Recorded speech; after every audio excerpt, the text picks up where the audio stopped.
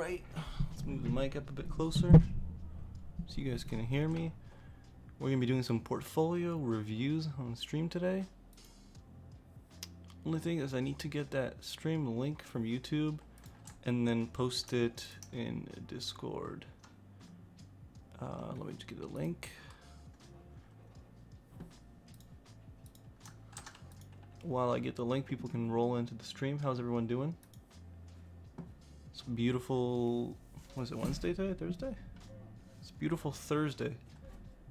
Let's just go drop this link. Oh, who's this guy? I must have missed something. Well, hello. I'm Mike. I am the partner on Grindreel. Josh and I work together on Grindreel, and I've been doing a lot of stuff on the Grindreel channel myself. So all the stream highlights you've seen, I've done like 3 videos now. A lot of the content that's being made through Grindreel right now is through me, because Josh and I both create content, but it's hard to run 2 channels when Josh already runs his one. So I stopped doing my stuff and I kind of jumped on Grindreel with Josh, and now we make content together. Like, we came back from Austin like a month ago. We made a little documentary. This music is super weird, so I'm gonna change it up. Yeah, but we gotta stream on here more often. Too bad Josh can't be here today because he's doing his flight lessons.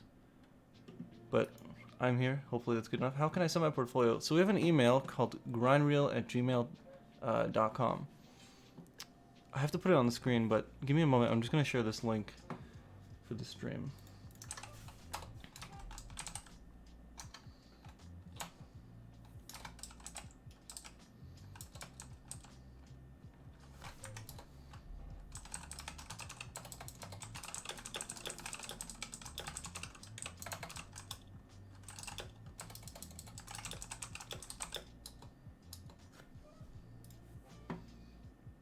Alright, so let's get that email on the screen, and then we'll do some reviews. So in OBS, you have to add text, create new text. We'll say Grindreel at Gmail. Hopefully this keyboard isn't too loud in the mic, because I know Josh always gives me shit for it, because it is a loud keyboard. Alright.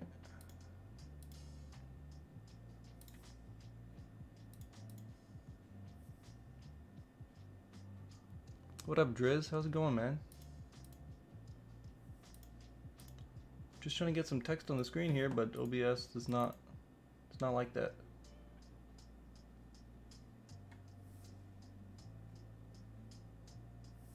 Oh wait, there's more settings. Crap. Alignment. Center.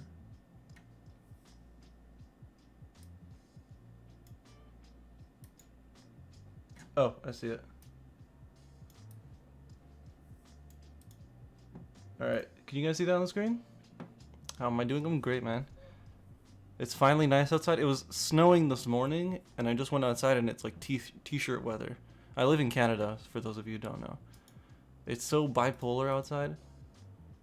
Hey Mike, can you view my portfolio resume? Resume can be found in the portfolio? Sure, can you send the link either to me in Discord or to that email on the screen? And I will find it. Maybe just let me know also your name if it's different from your YouTube name. And let's get started. If any of you guys want to send something in, I'll do my best to help you out. Same here, I live in Czech Republic. Oof. That must be nice right now.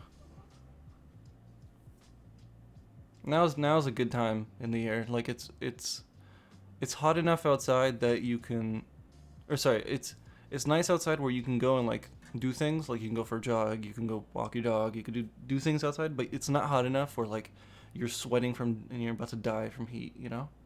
Like, it's that good time right now. It's windy, but it's hot. This weird song again.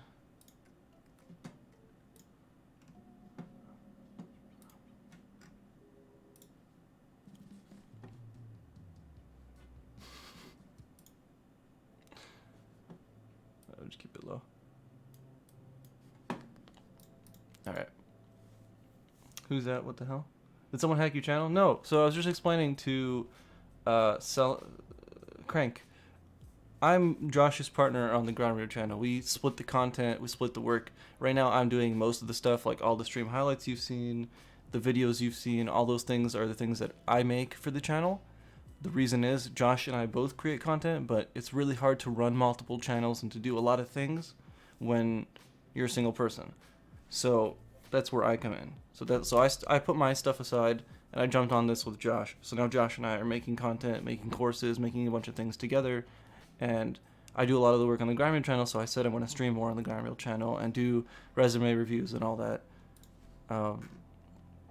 Yeah. So if anyone wants to email them in, Ali Ahmed, okay. Let me see Ali if you're oh yeah, I see it. I'll open it up. Oh, Ali, you sent in yours last time as well. So this is like our third review. I finally came when you were live. Awesome, yeah. Am I the only one who sees the stream with the low FPS? Let me see if I can see if it's on my side. Doesn't feel so smooth, not that it bothers me. No, that's important.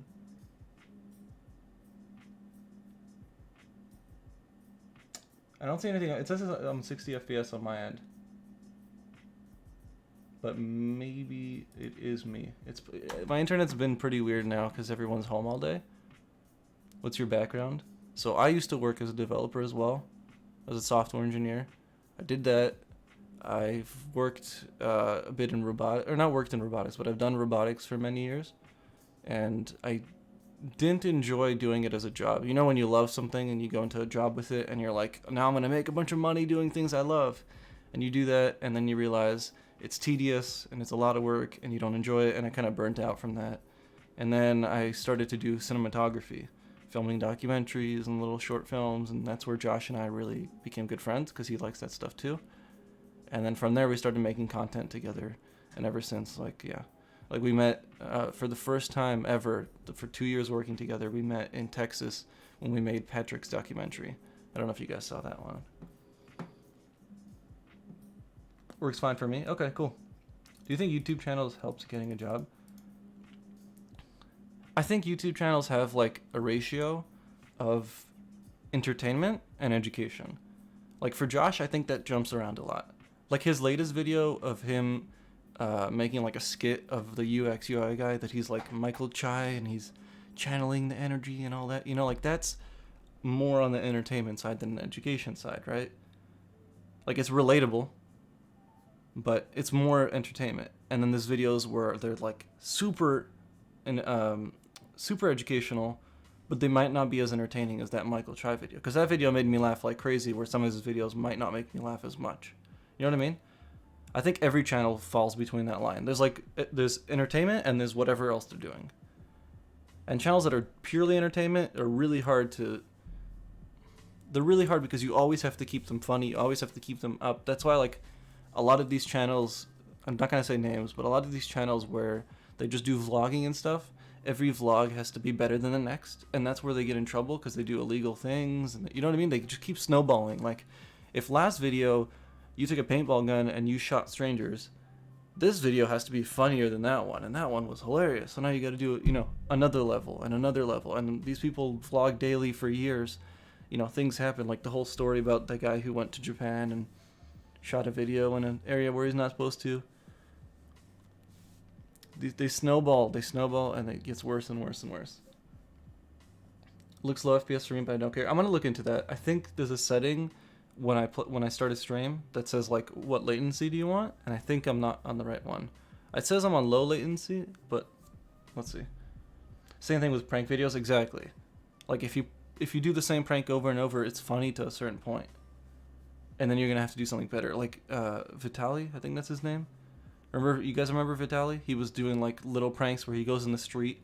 Okay, not little. So I'll give some background. Vitaly has been on YouTube since it started. He was doing pranks like he would dress up in a full suit. He's a big Russian guy, and he would go to strangers with a suitcase, and he would say like 60 seconds, your life, your choice, and walk away. So it's as if he's like leaving a bomb in front of them or something like that. And he's like, either you throw it at somebody else or you keep it, and I don't know. And he was doing those pranks, and he wasn't getting in trouble, and then he would switch to more pranks, and then he started doing things like streaking at like sports games, and he would go to jail for like a long period of time, and he would have pre-made pranks. So he would go to jail for 6 months, but he'd have 6 months worth of pranks filmed, and they would post those, and then he would come back and do it again. Pretty crazy stuff. And now he's even more. Now I think he made his own platform where he can post like not safe for work content just because it's too much. He just keeps pushing that limit, keeps pushing it. I have a programmer channel called Crafter and Coder. It focuses on the educational side. I got 60 subs this week and good watch time, around 19 hours, so is it worth continuing? Can you show it to me? Can you give me the link? I'll look through it. Vitaly ZDT, something like that. Yeah. Man of a Cucumber, yeah, it's something like that. I think that there's no U, but if you know what I'm talking about, that's the guy.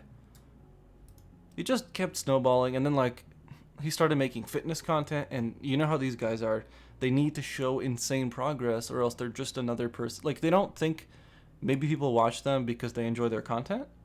They think people watch them, maybe they don't think people watch them because they like them. They think people watch them specifically and only for their content, which is kind of true to a certain point. So like these people, like, you know, they get into fitness and they need enhancing drugs because if you're showing progress over 2 years, that's too slow. You know what I mean? So like they'll go on performance enhancing drugs and they're like, look, last week I was lifting 100 pounds and this week I'm lifting 500 pounds. And people are like, oh my God, I need your fitness plan. And then they go and they sell them their fitness plan. That's Instagram in a nutshell. Like, there's a lot of people who say they're IFBB pros or something like that. Some like bodybuilding competition that doesn't do drug tests. You know what I mean? It's like saying you got a degree at a school that's okay with cheating. That's exactly what it's like.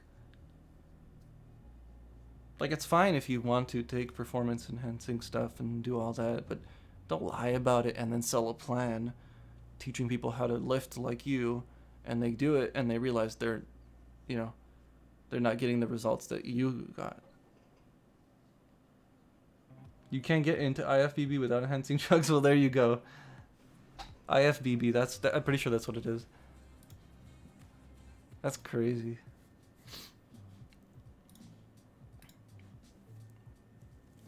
Siberian College, if you have that link to your YouTube channel, we'll look through it. Currently, we have Ali's portfolio here. We've done his portfolio once or twice now. Let's look through it quickly. I'm not going to spend too much time on it, Ali, because we've done it twice, I think, already. How do I send the link? Well, for YouTube channel, I think you can post it in chat, but if not, you can post it to the email on the screen, the grindreel@gmail. All right, so let me tuck myself in the corner here. And I want you guys in chat to tell me what you feel as well. Because there's a lot of things here that are opinion, that you might be like, Mike, I don't agree with you. So feel free to tell me in chat. So first page is his name and position, title, whatever you want. You click on view resume. Let's hope it doesn't download it. It doesn't download it. Perfect. Okay. So you got a little description. Hi, my name is Ali. I'm a student at Wake. That's a long school name. I have a passion for coding, and in my free time, I teach others in a large range of computer science topics, such as the programming language. Perfect. That's what we talked about last time. Okay. Project at the top. Awesome. You got all your projects, your descriptions. You've got live versions now on every single one. Perfect. Except for this one. Don't know if you could still do that, but if you can't put a live version, maybe don't put it on here. Education. So I need the skills. The skills needs it to be at the top. You need to tell me, okay, I know JavaScript, I know Python, and I know C++. And I'm going to go, okay, really? Show me. And then you're going to have a list of these projects where you've used those things. So like you've added technologies used, and that's perfect. But add the skills at the top. Why make people scroll to click? Why make people scroll click to see your main info? I put a bit more info on the very first page. 100%. So I would move your name, Ali. I would move it up here. Maybe get rid of this if you really, really don't want to. I would move your name up and then move at least your about me into here. Reduce the scrolling because you guys can hear how much I'm scrolling on the side here on my mouse. But you definitely improved this from last time. Last time he didn't have the technologies used on every project, so I had to go digging in his GitHub to find out what he used.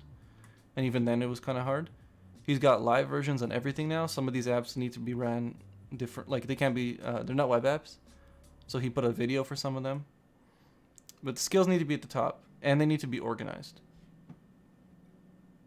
Like you're going Node, Angular, React, Kivy, you know, Pygame. Yeah, there's not much organization here. Like you've got libraries here, and then you jump into languages, and then you go back into libraries and frameworks. So yeah, organize that. If you want to go for, you said front end jobs here, or sorry, full stack jobs, then organize it by full stack. Like go look at a full stack job and what they require. Like they'll tell you like X year of experience, JavaScript, CSS, whatever, and organize it like they do on the resume. Or sorry, on the job posting. So you match it exactly like they want. You want to make your let's think of it as a recipe. They have a recipe for the kind of cake they want to make, and you have a recipe, and they want you to make the cake. You want your recipe to match their recipe, and they're going to hire you to make their cake. If that makes sense. Of course, there's some room. Sometimes you like to put a little extra eggs or flowers or whatever, but the closer you are to what they want, the faster that they'll hire you to make their cake. Sure, there could be someone better, but if you match everything, why not take you? Sorry, I missed a lot of messages. What up, Blake? How's it going, man? I sent mine? Okay, we're going to open that after this. Posted? If you posted it in the chat here, it might have deleted it. I think it doesn't let you promote, so if you can, just email it to me. And tell me also what your name is when you email it to me. Be like, this is Siberian College from YouTube chat. Because some people don't have the same YouTube name as their actual name. Do you think grades in high school matters? I think they don't, but everyone around me is like, if you have good grades, you're so clever. No, dude, not at all. Having good grades in high school and in college means you're good at tests. Like, personally, I had, I think, a 30% average in college. I was that bad. Like, it sounds like I'm lying. No, I was genuinely that bad. But when you took me out of the test room and you asked me these questions and I was calm and I didn't panic and have anxiety in the tests, I knew exactly what I was talking about. So doing well in high school and in college and tests is most of the time proves that you're just good at doing tests. And you're good at memorizing things. Like, I'd much rather understand something. Like, if you guys want later, I'll show you. I've been working on an Arduino project for one of my videos. So it's like a mechanics project. Like, I 3D printed this whole thing, and I don't know. I'm not trying to show it now on stream, but I don't know, dude. Like, I took classes on this stuff, and I failed those classes. But when I do it at home in my own environment, it's so much more fun and calm. I have that same template prepared. Can you look at my resume also? It's on that first page. Yeah, sure. We'll look on it in a second. I'll make that screen full height. Yeah, that's true. This music, oh my god. Would it be okay if I send my early version website? 100%, dude. Send it in either to the email. Oh, wait. Email's not on the screen. That's my fault. I'm sorry, guys. There's the email. Yeah, so either email it to that email or send it to me. Sent, bro, awesome. We're going to take a look at it right after this. So we got resume from Ali here, and then we're going to go to Siberian College's website, I think. Would it be okay if I sent... I read that. Full stack software developer. What would that be? Just curious.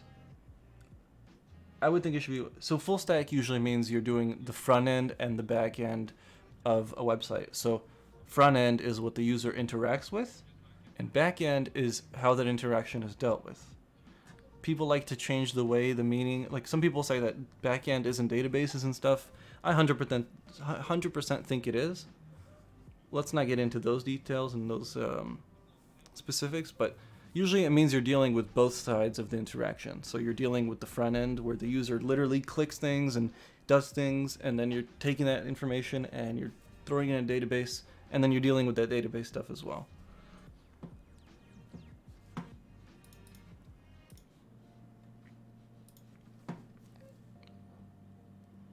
Mike mailed as well. Links. Oh, okay, perfect. I think there might be a bit of a delay in chat. I'm also reading comments that were a while ago. But the track is featured project or something. Well, it's very relevant. That can be a good idea. I think this one was the coolest one we went through last time, though. I think he's organized them by the ones he likes the most. But I would say this to any of you. If you're making a portfolio or a website, anything where you're presenting your project, whether it's your resume or whatever, if you in your head for a second think that you're putting your favorite project at the top and the ones at the bottom are not ones that you would like them to click on, take them off of your resume. Take them off of your portfolio, make a new one that you would be okay with. Like don't rank things when you put them on. Okay, you can rank them, but don't put like your favorite best project at the top and then like a really shitty one at the end, because I know some of them skip through the top ones and go to the bottom ones. Like that happened to me in one of my interviews. They're like, "Oh, well, we saw you had a couple projects. We looked through your, I think I had like an encryptor. Like it was a like you put in text and encrypted it and it returned you a code with a key, and then you can give that key to someone else and they can take your code and decrypt it. And oh yeah, like this one right here actually. You made one as well. And that was like my shittiest project in my portfolio, and I was like, oh god damn it, they looked through my worst project. I was so disappointed. I don't know if that's the reason why I never got an answer, but you know, that could be a thing to think about. Skills will show if they are looking for your type of resume. That's why it should be higher up. Oh yeah, skills should always be at the top. Always, always. I don't know what Ali does really. Unless, like if I dig through his projects, okay, I see a lot of Python, so he probably likes Python, but I see some JavaScript. I'm not really sure what he likes. And then if I go to the bottom here, I'm like, oh, okay. So I would organize it.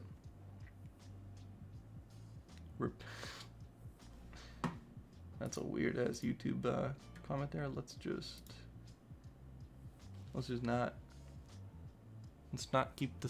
not have political or religious conversation in chat, please. You should do a grid like 3x3. That would look better. Yeah, I'm on a bigger monitor, so it's nice because most people's website break on my monitor. It's like I think it's a 4K monitor, and then I have it like upscaled a bit, so like things get really stretched. So like like here that it doesn't fill the bottom because it's too big of a monitor. But if you move it down to this, let's say, it fills it, right? But if I go back to my native res, this is what it looks like. And it doesn't fill the bottom of the page at all. So you can see when people don't do the right CSS and don't have it responsive. Let's look if you have mobile responsive. How do you do it? You do it like this. Yeah, so here it just crumples to the top. If you can, I think you can maybe shorten the About Me a bit more and add it onto the blue part of the screen, Ali. But I think we're going to move on to your resume quickly.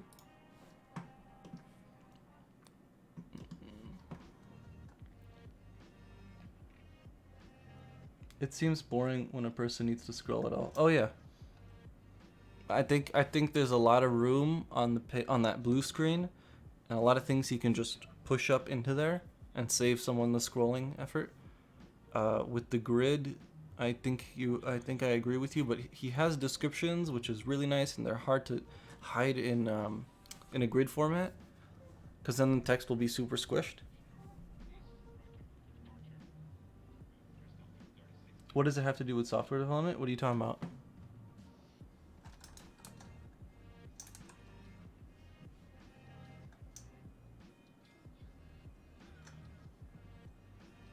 I'm not sure what you guys are referring to.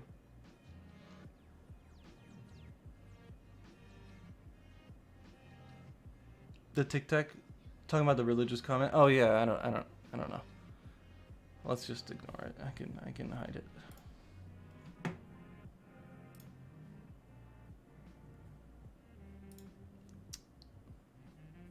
Like kind of TikTok board. Where is that? You talking about the Sudoku game? Yeah, I see the comment. I hate it. We don't need that here. We're trying to be educational content here, no political, you know, because that's how you bury a YouTube channel on the ground, unless you're in like the millions of views already. Yeah, I think they have a point here about making it a grid. It's a lot of scrolling. It's a lot of projects too. I think cut this down maybe to your top 5 projects, to be honest. Like, is this project right here really as good as your first one? Is this one right here really as good as this one? You know, you're gonna have to ask yourself these questions and kind of cut it down. I think it'll make it easier. It's a lot of projects to look through. Anyways, let's move on to the resume. There's a lot of people submitting, so I think we need to go quickly. No, the project layout, like a grid. Yeah, I'm saying like the current layout makes sense because he has so many projects. But I think he should cut down the projects and then do a grid, like you said. So let's say he had like 6 projects, right? And then he made that a grid. That's 2 rows of 3. That's super easy. That can fill a page, and then I don't have to do a lot of scrolling.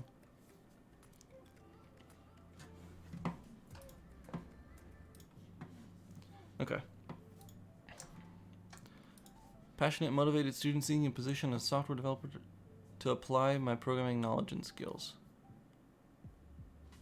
Make sure I read that right. Yep. Okay. So if you can hide your information, like your email and your phone number and things like that, just because I can't do it live on stream, and I'm not going to take the time to open Photoshop on stream, edit the picture, and then open it up. So if you can, just do that. It's more for you. If you don't care, your stuff being on there, that's fine. Instead of the pic, so it shows what it does. I think that, so we had someone do that last stream, I think, Siberian, and it was too much. Like, I was trying to read the text on one of the projects, and I was getting, my eyes were hurting because there was so much going on. So I think if you have a video or you have some kind of GIF instead of pictures, you need to make it only play when your mouse is over it, personally. Because we had someone do that. We had someone who had like little videos as the icon for each project, and everything looked fine, but they all activated at once. So you were trying to like read something right here, and then everything under it was like moving pictures, and I don't know, my eyes could not, it was too much. There's too much movement, too much distraction. Okay, let's go through this. Experience, projects. Nope, projects up. Where's the skills? Okay, so you organized your skills well here. Why didn't you do that on your portfolio site? In the blue end, you can have the background image keep changing, maybe like how the projects run. In the blue area, I feel like that'd be too much. I guess you would have to try it. You'd have to try it and see how it really is. I try to make it very easy and simple, like not too many colors, just keep it like pastel colors, very simple on the eyes, very calming. And I try to make it as easy as possible, like everything up front, like on the first page, the most important information, and try and keep it on 1 page or 2 pages. And like you said, avoid scrolling and clicking for information. Okay. So you have all the projects you've worked on and descriptions of what you did. That's perfect.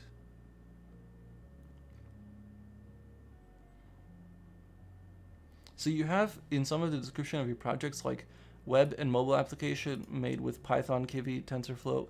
Personally, I would get rid of the web and mobile application made with, and I would just have the things you used in bold under the name. Or if you want to save room, you can put it next to the name. I see you got buttons here, which I think bring me to the project. That's awesome. If you can, maybe add another button that gives you the live project. By the way, can you zoom in? The resume is not exactly clear. Sure. So I'm currently talking about here. You know what? Let me bring up the pen tool. All right. So right here. Whoa.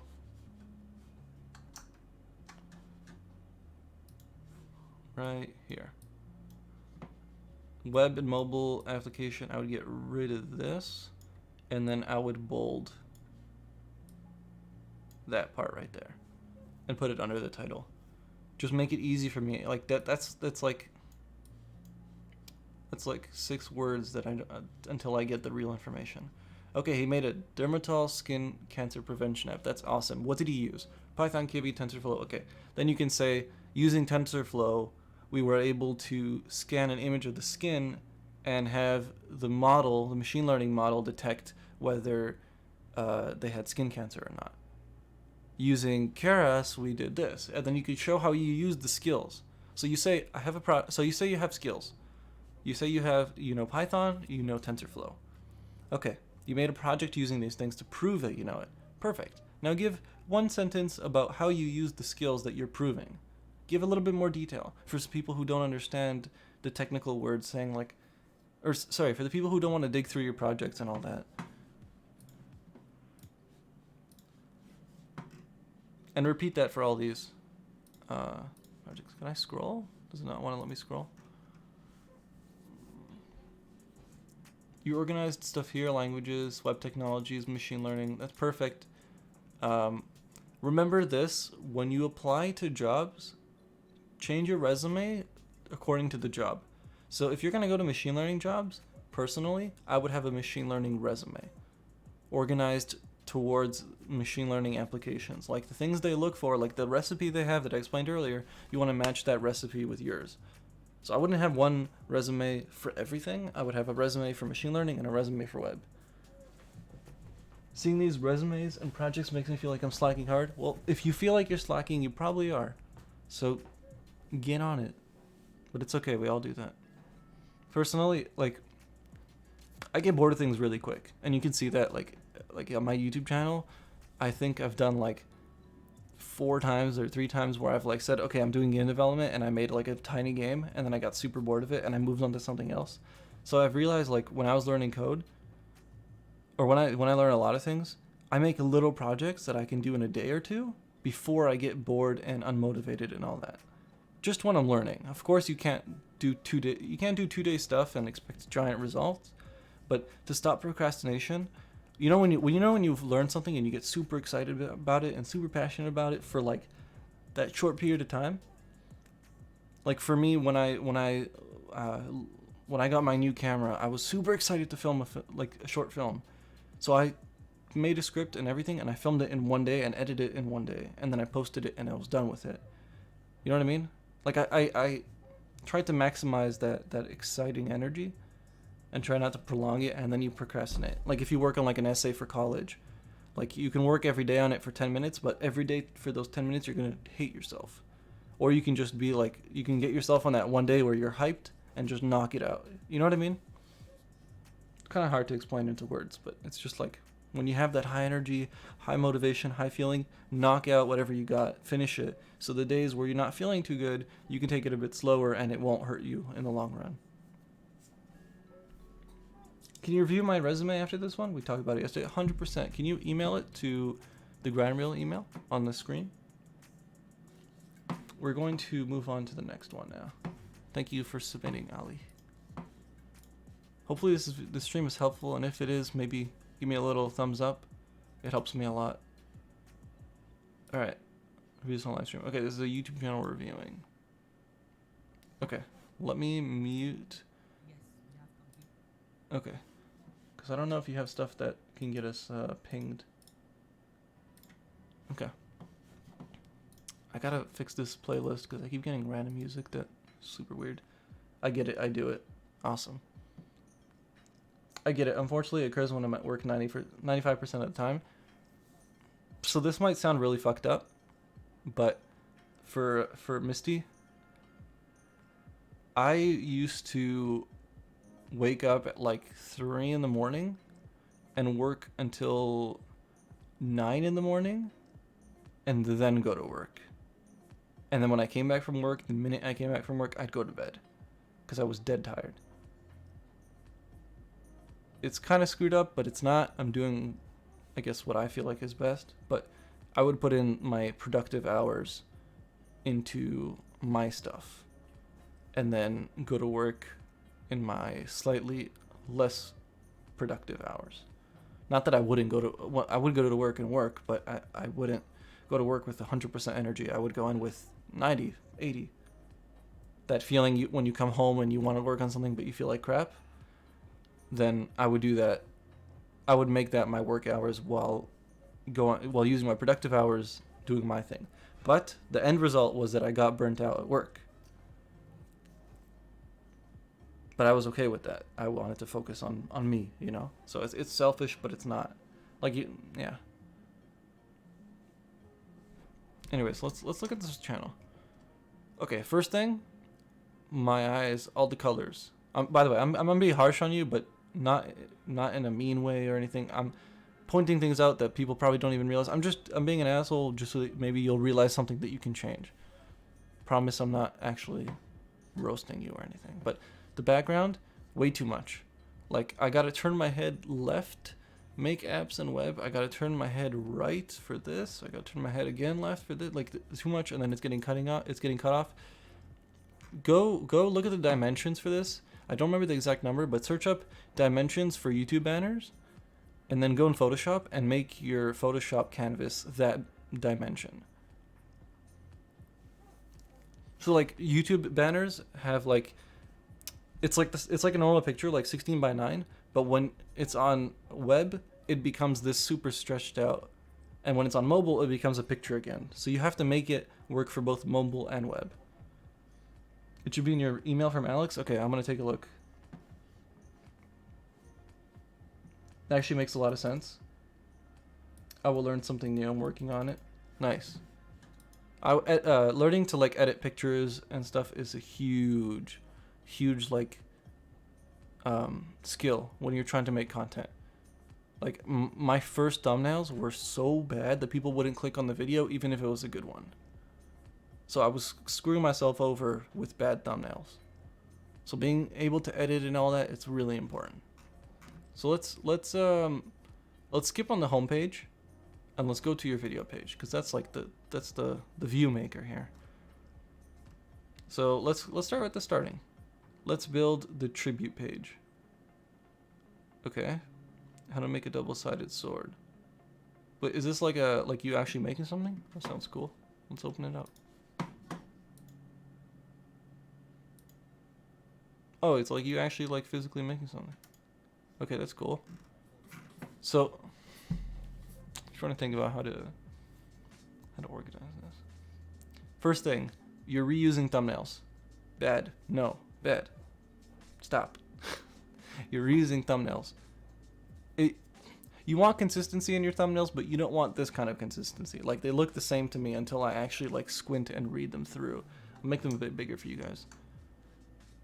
But like building a tribute page, explain, hashtag easiest part 2. So Josh makes this point a lot of the time to me and to people on the streams that having a part 1, part 2 and all that isn't a good thing. And I can agree with that. But if you want to have some kind of progression, like you want to do a multiple episode series on something, have a name for it, but then title it differently. So like perfect example is Josh and his corporate cringe. While they're all corporate cringe and they're all part of his series, he changes the thumbnails and then he has corporate cringe in the end. So like if you're building a tribute page, trying to think of like a good YouTube name for it. I can't think of anything off the top of my head, but then have a title like building, this is not gonna be a good title on the spot, but building a front end feature dash tribute page or something like that. And then every episode of this series, you would have like building a survey form dash tribute page or something like that. You get what I'm saying? Okay, cool. I don't know if that's the right naming. That's definitely not. But like, you got to think of something that clicks, right? Like corporate cringe clicks. It's funny. It's cringe in corporate. We can all relate to it because a lot of us are in corporate, right? So it's relatable, and that makes it really funny. So you gotta find something like that. The best advice I can give is go look at other channels like yours and try not to be like them, but try to take things from them when it comes to how they're building traffic and how they're getting people. Like for this kind of content, I would take it to Facebook groups where people are learning Free Code Camp and they can follow along with your video. That would help them in their journey of learning. You know what I mean? Like find people who are find your viewers at this level. I still have to do that. I'm not huge on my channel. I think I have like almost 1,000 subs on my channel. I still have to go digging in Facebook groups and being like, hey, I made an Arduino bot and I teach people how to do it. And I see you're trying to do Arduino stuff. Maybe you want to check out my video, you know? You got to do it, but you don't want to be that like self-promoting ass that everyone hates. There's like a line. How are they advertising the tags they're using? With tags, I try to go to my competitors and use their tags, but change up a couple of them. You want to try and rank higher than them in the SEO or whatever. right? Like I had one video that blew up, for me at least. Like I don't get many views, but one video I have got like 3,000 views really quickly, and it was because I went. So I made a video about my boot camp that I went to like 2 years ago, and I went and I took all the hashtags off of their channel, and I took hashtags and tags off people's channels that made videos on this boot camp. And then I guess I snuggled my way into the algorithm there, and then it was like, oh shit, 2,000 views in like a week. So that's what I'd recommend when it comes to tags. Yeah, I think thumbnails are your biggest issue, to be honest. Like, okay, so this one right here, can I...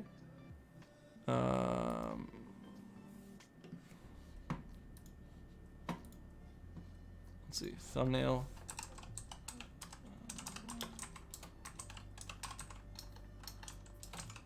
Oh my god, I can't type. Downloader. I don't want to download your thumbnail, but I just want to point out the thumbnail right here where you say how to make a frame canvas stand in under a minute. Stand in under a minute, you probably mean.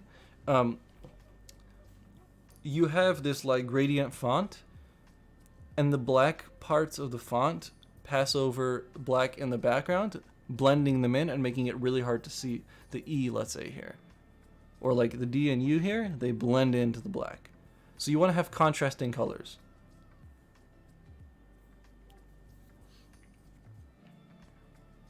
That's free SEO real estate. That's free real estate. Yeah, so take colors in mind. Get a couple colors that you like and stick to those. Colored text is a tricky one. You should look maybe into like really basic color science, like what does red text mean? What does blue text mean? What does green text mean? Because subconsciously we feel certain ways when we see certain colors. If you're not interested in putting your face on your channel, one thing that I saw that might work, I know not a lot of people have tested it, but it's having like a cartoon version of your face. Like I have one of those, and I put that up on my videos sometimes, but I don't do that much anymore. Yeah. Also, when you're editing thumbnails, make them super small on your screen, like literally like this small, and see if you can tell what's written. I can barely tell. Building a tribute page is obvious because it's contrasting colors. Black on yellow contrasts pretty well. So that's super obvious. But like your hashtags on the red and whatever, like I can't really tell what's on there. You've only got like, what is this, 10 videos? So like, it's fine, don't worry about it. Don't go back and change these unless you want some practice, but personally, just make another video and work on changing the thumbnail. One thing I do like about your thumbnails is that, maybe this was on purpose or not, but you kept in mind that when someone hovers their mouse over, so let me zoom out. When I hover my mouse over, there's a text, there's a timestamp, there's a button here to add to queue, and there's a watch later button, and those can cover a lot of detail on the screen. Like sometimes it'll just cover like someone's face. So you put everything on the left side, which is good.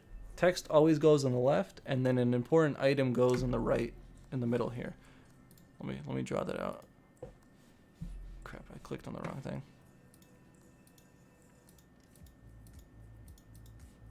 So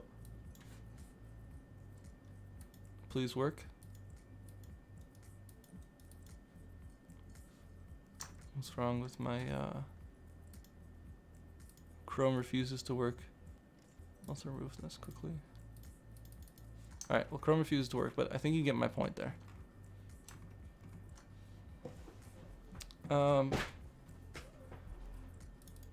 Playlists are nice. If you want to share your content, make a playlist of like your most important videos and all that, and then post that playlist in like groups. So like, I would go to places where you can find people who are doing free code camp. Maybe not like the free code camp like Reddit or something, because you're probably gonna get banned. But you take, you take that link and then you go to a free code camp like Facebook group and you post it there. And you probably get banned from some of them. Some of them are really harsh about it, but some people are like, cool dude, we'll check out the video, and they support you. And then there you go, you got a viewer from it. So try that. One thing that worked really well for me was when I made a code video, or when I made a lot of code videos, I'd have like all the links like on my screen somewhere, and then I'd be sitting in Discord, and if someone was like, "Hey, I don't know how to do HTML," I would take my video of my HTML intro, and I would throw it in their DMs and be like, "Hey, I saw you say you don't know HTML. I made a video on it. It might help you. If it does, let me know." And then they're like, "Oh, okay, cool. I'll check it out." And they checked it out and they loved it. Or some of them just ignored me. You know, like that works really well too. And at one point, you know, once you start rolling in enough people, they'll start bringing more, and then you'll get into the algorithm, and then you'll be able to focus more on your content. But right now, it's getting eyes on your content that's the problem. Like, I'm not gonna watch your 23-minute video on stream, but this could be an amazing video. This could be a super good video, but there's no one. I mean, there's 73 people who watched it, but you want a lot more, so you got to get those eyes on there. Like, you did really good views on this one. 177 when you have 60 subscribers. That's huge. If you can if you can get more views than your subscribers, you are guaranteed reaching more eyes than YouTube is giving you. Like, if you have 60 subscribers and you got 73 views, there's at least 13 people who don't know your channel who came to here to watch the video, or that you showed the video. Just think about that. Reddit and Discord are the reason I get more than 100 views. Well, keep doing that, man. It's working. This is really good views for someone who just started. Like, really good. All right. Sorry, guys. We spent a long time on this one. I think Not Hing was our next review. Let's pull that up. What name was under? Was it under Not Hing? It should be an email from Alex. Nice channel. Alex. There's so many resumes here. Like, you guys don't understand. When Josh did that stream with the HR lady, I think we got at least 100 just in that stream. Alex. Okay, there's a lot of Alexes. Can you resend it, please, with... Oh, here, Alex Zentiri. Oh, yeah, I see it. Oh, Josh even responded to you. That's nice. Off stream. Hey, Mike, here it is again. Alex, okay. Alright. Let's put it up on the stream screen. Okay. I screwed up. I pulled it into Google Docs. Give me a sec.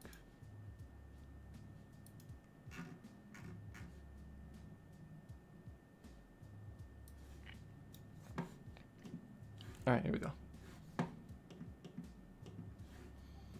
I just sent my portfolio to Mike at Grandmail. Okay, perfect. Oh, use the mic one. Nice. People haven't used that one, or I've gotten a couple actually. But most people just go to the Grindreel email, and it's literally blowing up. Like, we have like 1,000+ resumes in there. Like, one day I went and I was like, you know what, Josh? I'm gonna take all the resumes from the email and I'll post them in. We have something called Notion. And I was like, oh, we'll post it in Notion, and then it'll be organized. And whenever you finish reviewing someone's resume, you could just like take a check next to their name. And then I saw how many resumes were in that email, and I was like, yeah, I'm not doing that. That's gonna take me a week.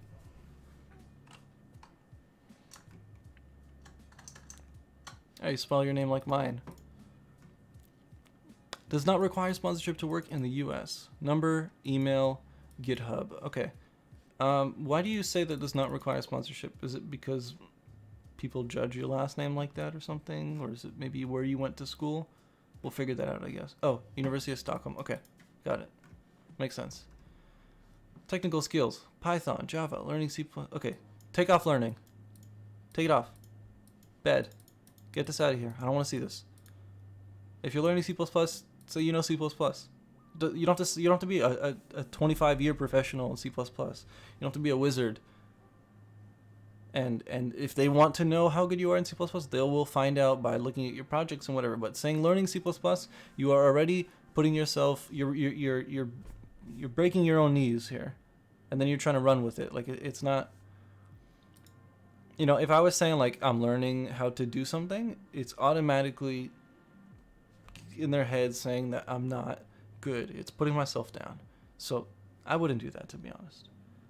I have a residency to U.S. and Josh told me to put it on before he got off. Okay, that makes sense. Um, yeah, if you're not American and you are applying to American jobs, like here you're went to university out of America, so it makes sense. Frameworks. I'm not sure why W is capitalized, but that's not a big deal. TensorFlow, Keras, learning. Again, learning, get it out of here. Just put PyTorch. If you say you know PyTorch, you don't have to say to what extent. You might feel bad about it because you've only done 5 minutes of PyTorch, but you still know it to some extent. That's why, like, saying you're learning something, or saying like I'm 1 out of 5 or 2 out of 5 or 3 out of 5 or 4 out of 5 on a scale about something is really bad, because you don't know how they're going to perceive that scale. Like, when I see someone say they're 3 out of 5 on something, I usually think they're bad at it. But in their head, it could mean that they've had like 10 years of experience in it, and 20 means a 5 on 5. Are you on Discord? Oh, so yeah, we have a Discord if you're interested in joining it. Just like a bunch of code channels and like a daily chat, and I'm often in there, where we have like voice chat, and if people ever want to like work on projects together, they just go on voice chat and do stuff. Libraries, software. Okay. I'm comfortable using Windows 10. Okay, so yeah, get rid of the I am comfortable using it and just put Windows 10 in Ubuntu. For the jobs you're going for, I'm not sure how important it is to put software on there, like MATLAB, Mathematica, PyChart. Like, I don't know how important it is for you to put those. Usually, like, for me, whenever I got developer jobs, they're just like, what editor do you use? I'm like, oh, I use VS Code. They're like, oh, here we use, what did we use in my last job? We used Writer, like the Java editor. So they're like, oh, we use Writer. Is that okay? Yeah, I'm like, sure, perfect. Like, it wasn't a big deal. So I don't know how important that is. Git is important. You can put Git on here. But saying you know Slack and Office, like, I don't think that's that important, personally. I think it's just extra reading for the person who's trying to see if you're good for the job or not. Experience. Teaching assistant, statistical mechanics. Was aimed for third-year theory, physics, undergrad students, and graduate students. I held weekly exercise sessions where I held students perfect. Created and graded homework and exam problem. The solution, of course, has 27 5. You see that? That's perfect. You told me exactly what you did. You gave me a couple lines. If you want, you can even cut this shorter, if you really want to. I think best is to have someone read through it without context and see if the reading was too much for them. I held week, maybe like week. I'm trying to see how you can shorten this last line here.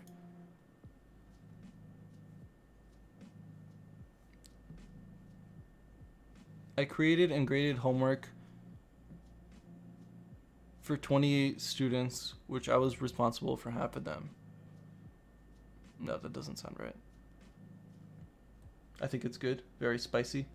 Because it explains what you did that year. Oh yeah, no, everything here is good. I'm just trying to see, can you shorten it? Shortening it is always a better. The shorter, but as precise, like staying at the same levels of preciseness, if that's a word, is super important. Remember, the people, like, imagine Josh's stream or one of my streams where we go through like 5 of these. Imagine if you got to go through like 200 of these and it's your full-time job. Like, I'm not going to shit on HR, but damn, that sucks. That's a lot of resumes to go through. And if one of them is like crazy long, you're gonna be like right away from the start, like, I don't like this guy. I don't know him, but I don't like him. He made a long resume. Because people don't have much time nowadays. Yeah. That's true. I think people have time. I think people don't know how to organize their time. Like, when I was working a job and then doing a side hustle at the same time, I was always like on the ball. And then once I quit my job and just focused on like my side hustle, I became a lot more procrastinating, and I had some lazy habits, and I still do. It's really weird how like the less time you have, the more on the ball you are, because you're always working, you're always there, but then you can burn out easier. So you guys think I should try and make it shorter? I mean, if you can, it looks really good. Let's keep reading through it. Like, I know exactly what you did now. I know exactly what you did as a teaching assistant at the University of Stockholm in statistical mechanics. You helped 28 students, which you were responsible for half of them. You graded their homework. You created the homework, even the exams. You helped them weekly. That's the only detail I forgot. Yeah. Maybe you can get rid of this line here? I don't know how important that is. Statistical mechanics was aimed for third-year theoretical physics undergraduate students and physics graduate students. I don't know how important it is to have that line in there. Like if you said I was a teaching assistant and then you moved on to the line, I held weekly exercises sessions where I helped students, that might be better. I don't know how important that line is. That's up to you. That's just an opinion thing. It's not like a factual. By the way, why are you telling how many students? Yeah. Maybe it's just to seem like as if you had authority, because like if it was like one student, it would be different. I was teaching a student for a class of 2. It'd be different, I guess. Maybe you could just put the word large. Just be like, I held weekly exercise sessions where I helped a large group of students solve homework problems. And then you cut out this line, and you can cut out the first line if you want. Or you can find a way to mesh the first line in somewhere. I held weekly exercise sessions where I helped a large group of physics undergraduate students solve homework problems. I created and graded homework and exam problems. So you do that thing where you have like and. Some people don't like that. I don't really care, but I know like HR can be annoying about it, so maybe like find another way to word this. But everything that we need information wise is here. So like that's huge. Like you did a great job on that. Like we gotta let you know you did a great job on that. Like you told us exactly what you did. Maybe it's just the organization you can clean up a bit, but it's still good. It really sometimes like people get annoyed by things, and you want to avoid that because when it comes down to like the HR like passing your resume on to the hiring manager, like you don't want that to be the reason. It'd be really annoying if you knew everything and you could be a good employee and you know all the stuff, and then someone was like, I don't like the way he spells, so put him in the garbage. Because stuff like that happens, whether we want to admit it or not.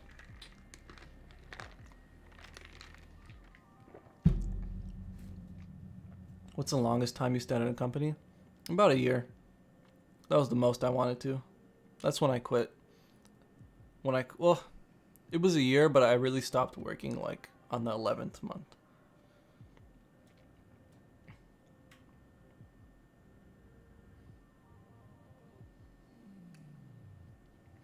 When I quit, I started freelancing, and then that I did for no time. I did like 4 months, I think. I hated freelancing. Like it was great working on my own, but I was like 19 at the time, maybe no, 20, and people don't take you seriously at that age, at least in this industry. Yeah, it wasn't fun. I like the clients I would get would be like mom and pop shops, and like they don't pay that much, and they always want like a crazy amount of work done, and it wasn't fun. I just want to get financial independence and never work under someone. Me too. I want to be financially independent, have my certain amount of money a month come in for the rest of my life, and just work on whatever I want, you know? Like I feel like I'm retired now, but I'm not financially retired. Don't use personal pronouns. Yeah. The reason I started YouTube, even if like your YouTube wasn't to blow up, like even if my YouTube wasn't to blow up, I learned a lot of skills from doing it that I can take somewhere else. I learned a lot of skills just from getting myself to put a camera up and put my face there and talk. And, you know, like my communication's gotten a lot better. My reading's gotten a lot better. I've learned to edit videos. I've learned to edit pictures. I've learned to edit a bunch of things. I've learned to write.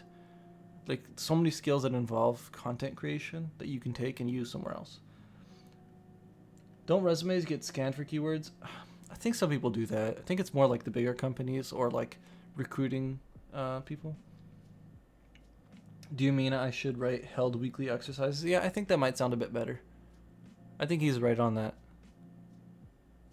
Would your advice be me? I'm a 17-year-old student of cybersecurity in high school, and I want to become a software engineer, but companies won't hire and trust me at this age. I think it really depends. Like, you gotta really sell yourself well.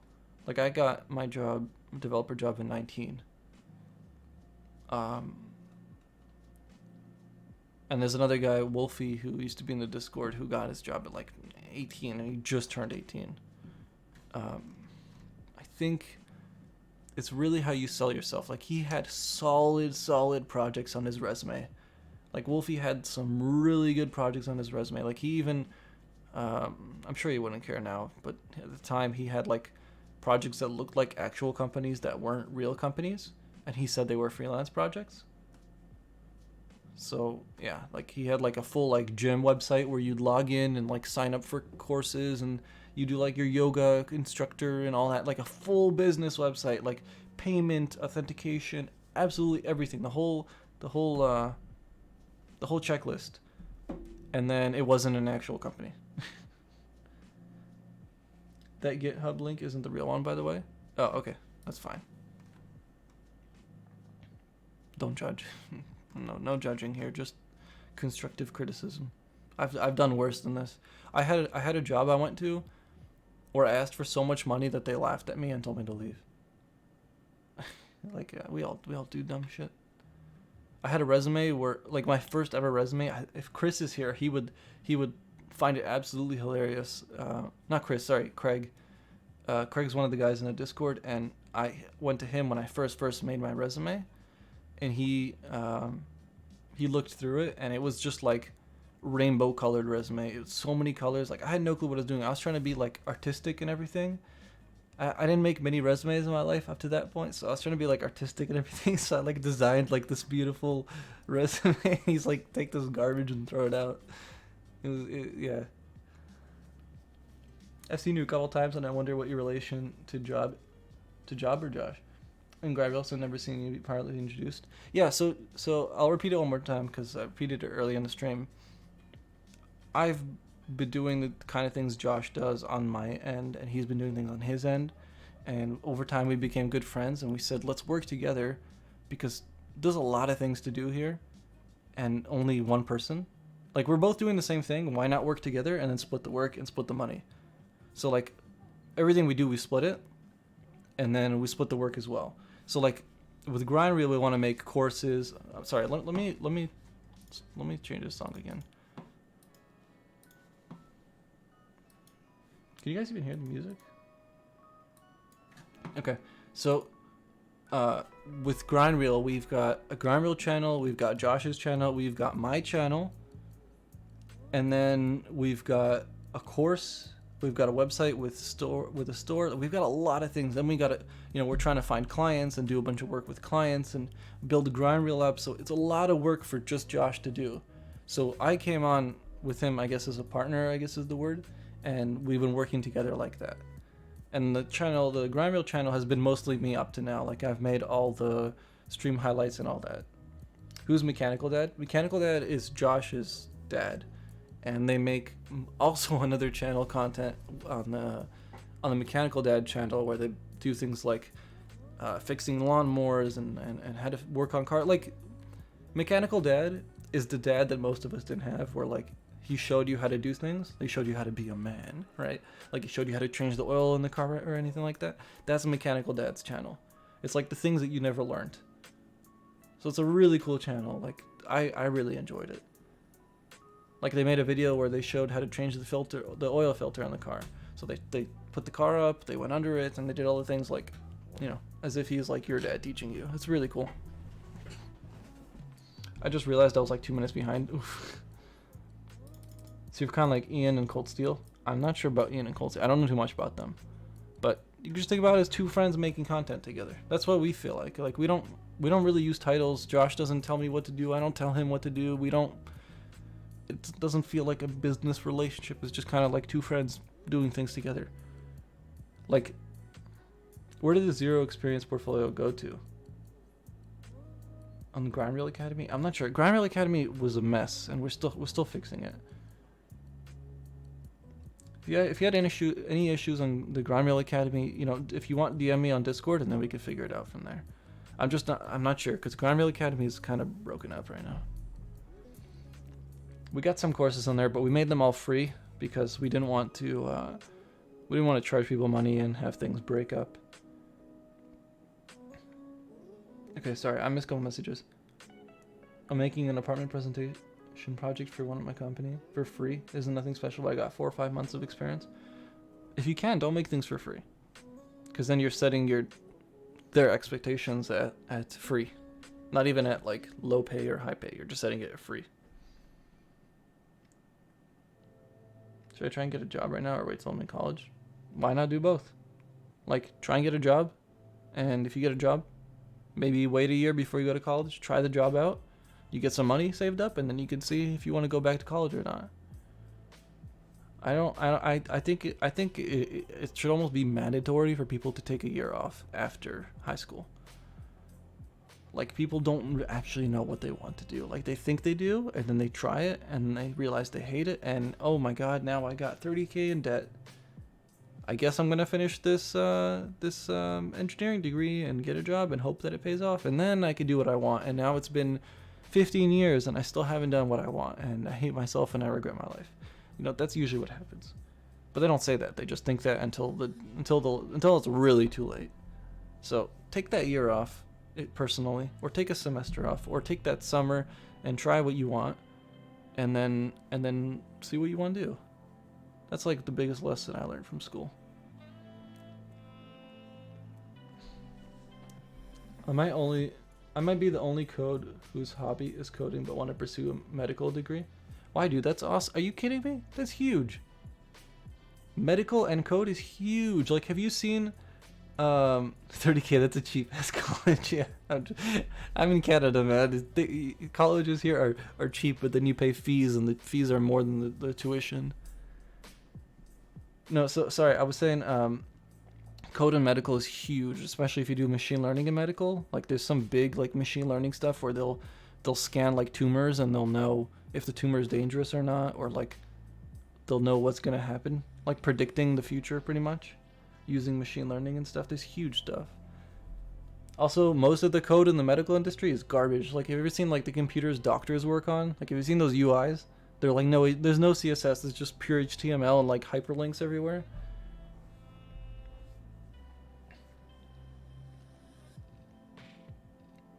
My goal is to do some free projects, get experience, and get my reputation, real project, and then sell myself. I feel it's a tough line you're walking, Driz, because you're building your reputation as someone who builds free projects, but at the same time you're getting experience. So you gotta like find that line and walk on it. Honestly, like, okay, personally, if I'm gonna do something free, I have to be super invested into it. Like, it has to be like as if it's a personal project for me. Like, I will not do something free that I don't enjoy.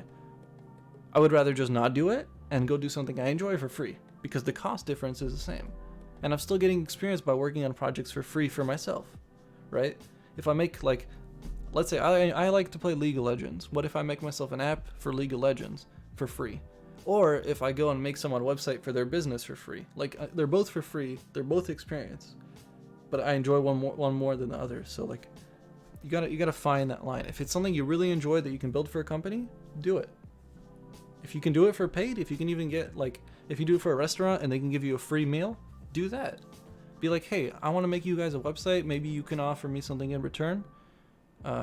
Maybe you guys can give me like credits for a couple free meals or something like that. I don't know. If you're a college student, that could be a great idea, actually. If you have like a restaurant in your area, that you go to a lot and they need a website, you can build them one and they can give you free meals as a college student or something like that. That could be super cool. So many people are like that in my school. Yeah, dude, people do things because like I did that. I went to mechanical engineering and I don't care about mechanical engineering. I don't want to work on Excel sheets all day. I don't want to do calculus 3. I don't care about those things. But I did it because everyone else was like, you need to get a degree and be safe. And then didn't end up working, but costing a lot of money.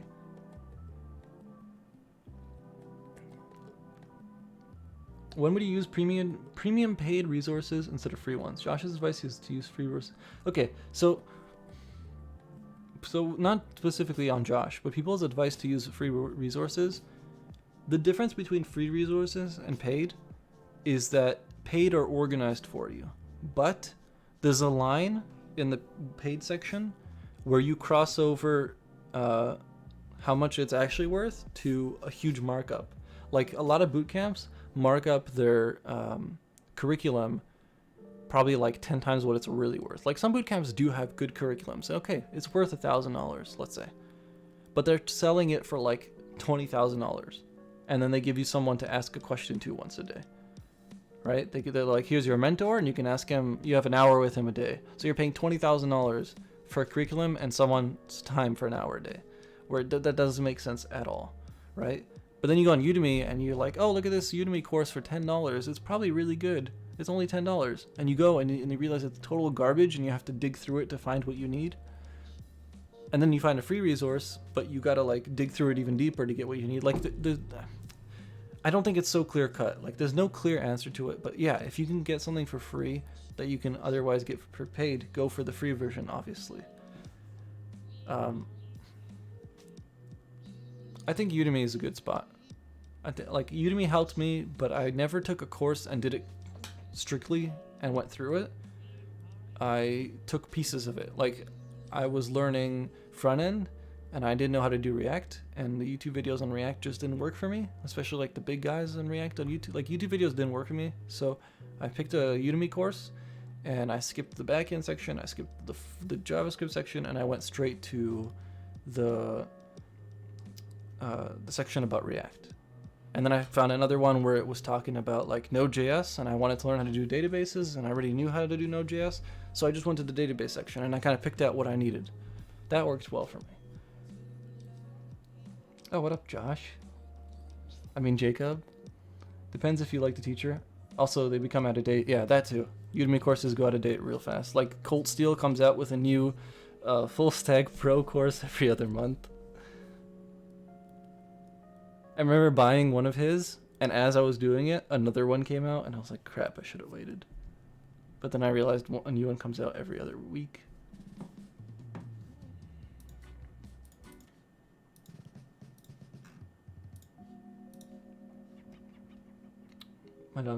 My mom's and dad's computers have Windows 10 on them. They're doctors. I'm not talking about the OS. I'm talking about the software doctors use. Like, if you could build software for the medical industry, it's huge. But you need to be... You said, I think you were doing cybersecurity in high school or college. So that's great. If you could do cybersecurity and then get in the medical industry, that's huge, because then you can build them a system that's not going to be easy to get into. I think that's the biggest reason why medical and government software looks really bad, because they have the people that are really good at like cybersecurity build it because they could trust those people, but those people don't usually have like a creative design side to them. I think I should shorten the experience and just leave the TA stuff on the resume. I think it works. I think just like you don't need to include how many students there were, and I think this first sentence, maybe you move it to the bottom, or I think you need to just reword it. Like, I created and I graded homework and exam problems and made solutions to them. Like, I think you can reword this and reorganize it. But you have the information that we need. Like, you said you're a teaching assistant, and you explained to us what you did. What I'm not sure is, you did teaching assistant 3 times, just 3 different courses. So maybe there's another way you can shorten this. Like, maybe you can do teaching assistant, University of Stockholm, 2018 to 2019, and then within it do another set of statistical mechanics, and then explain what you did in statistical mechanics, and then I can't pronounce these, thermodynamic potentials, and then do another one under that, basics of thermodynamics.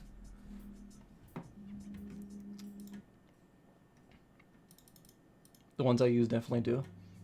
I did Colt's one and it had some serious flaws, but it really taught me good habits of the problem solving. Yeah, so you see, like for me, that's what it was. It was literally finding what I wanted and taking it out.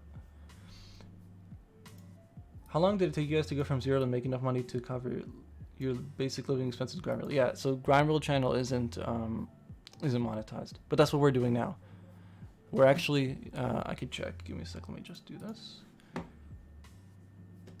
So you need 1,000 subscribers and 4,000 watch hours to monetize a YouTube channel.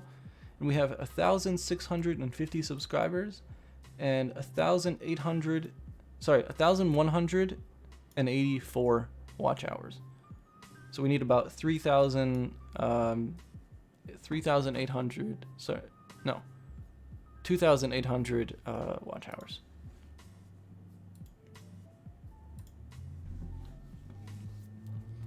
Does anyone else have a resume or something they want to send in? I kind of got lost when we asked all the questions. We went over Not Hings. We went over... I was really interested in that one. Nice. Keep one teacher assistant. Pick your 6 best bullet and leave it. Yeah, I think that's... honestly, I think if you removed the student stuff, like I was responsible for 22 students, I was responsible for 26, I was responsible for 28, remove that, remove the big sentence right here, I think you can make it work under one bullet point. And I think it'll look better if you had like teaching assistant from 2017 to 2019 or whatever. I think it would look better than having 3 times the same thing or similar things. Kind of like you did here. 4,000 watch hours is 100k views on a video. Yeah, I mean, on my personal channel, I have 60k views on my channel, and I'm at like 1,300, 400, something like that. It's yeah, it's tough. Are the currently free Grindreel Academy courses going to be free forever? Yeah, for sure. If we're gonna make paid ones, we'll make bigger ones, and then we'll drop them later on. Those are just like quick things. Like we have I can't believe I'm blanking out on the name of it, but that one program, ngrok. So it's like a small like program that you use to host stuff on the web without making a whole website for it.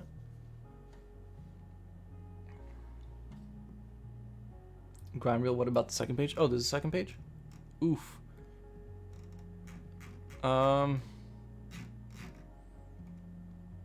Projects needs to go up. I didn't realize there's a second page. Yeah, so projects needs to go up. Languages, I don't know what you're applying to. Like, an example, I live in Canada, in Quebec, and people speak French here, and people speak English here. So on my resume, I did have that I can speak both French and English, because there's companies that need you to be able to speak both, because you'll have workers. Like we had our marketing department, which was like strictly French, and then like our one of our product owners or whatever they're called, the ones that lead all the project managers, they are like strictly English. They came from like Vancouver or something. So being able to speak the 2 languages, I was able to kind of be the intermediate guy. So like that was helpful, but I don't know. Like I said this earlier to someone else, change up your resume depending on the job you're applying to. So like I think it was Ali had like a bunch of stuff for machine learning and a bunch of stuff for web dev. Like if you're applying a web dev job, prioritize the web dev stuff and then put the machine learning stuff on the bottom and then send that in, and then change it up if you want to go to machine learning jobs. But having like a resume for one fits all usually doesn't work as well. Yeah, projects you need to bring up, and so you know what? All that space you're going to remove from these 3 teaching assistant jobs, you can use to actually add bullet points onto the projects. So like, you put chatty, let's use this. Oh my god, this music. Let's use this format right here. So an experienced teaching assistant, you say the title. So this will be the title of the project. Then on the side here in the slanted text, italics, you would have the things you used, the tech you used. So you'd have like Python, JavaScript, React, whatever you want. And then under that, you would have 2 to 3 one-sentence bullet points where you can talk about how you use something. So Ali did like a project where he made a machine learning program that scanned for like, I think it was cancerous skin cancer or something like that. So he said, I said for him, he should put skin cancer detector made with Python and TensorFlow, and then in the bullet points you can say used TensorFlow with a machine learning model to scan for the tumor or whatever. For the skin cancer. And then you say you have a skill, you show a project that proves that skill, and then you show an example of how you used that tech, that skill in your project. And if they want more detail, they can open up the project, and that's where usually the technical people will go and take a look at how you really did it. Sorry, let's look at this. Yeah, so you have like, you're not talking much about your projects, and you have 3 of them here. And you're giving me a name and a very, very small description. Like if I think if an HR manager saw this, they would just skip. Like there's no links to the projects. It's just a name. Yeah. You need like boost this up times 10. It took me 1.5 years, damn. I will compactify it. Yeah, so compact the first page, and project needs to be at the top after skills. When you say Keras, you need to prove it right after you say it. You can keep education, you can keep languages if you really want, but I would put languages at the bottom. So I would make it skills, projects, experience, education, language. But I think you can make this 1 page. I think there's a lot of information here that they don't really need. Like, I don't think you need languages unless like. So like, if you're applying to a job that needs you to speak Swedish, add that to that resume when you send it to them. But I don't think you need to have this on every job. Like it might be like a cool thing, but I don't think it's very, very relevant. Personally, 4,000 watch hours just take a lot of time. Yeah. I sent in my resume, my portfolio. Okay, we'll open it up. Is the YouTube channel the most profitable part of the company, or is it consulting end? Are you talking about GrindReel or his personal channel? When it's his personal channel, I'm not sure, but GrindReel hasn't made any money yet, or the GrindReel channel hasn't made any money yet. It's mostly just been like, let's post a bunch of really good content that helps people and grow that channel up so that it can get monetized. That's like the current goal. I'm applying to US companies based in Sweden. Got it. So Swedish is important, English is important. Other languages like Finnish, French, Spanish, I'm not sure about. But anyways, I would still projects at the top. Like, to have languages before projects, you're like, yeah, projects need to be at the top. Not on the second page at all, especially.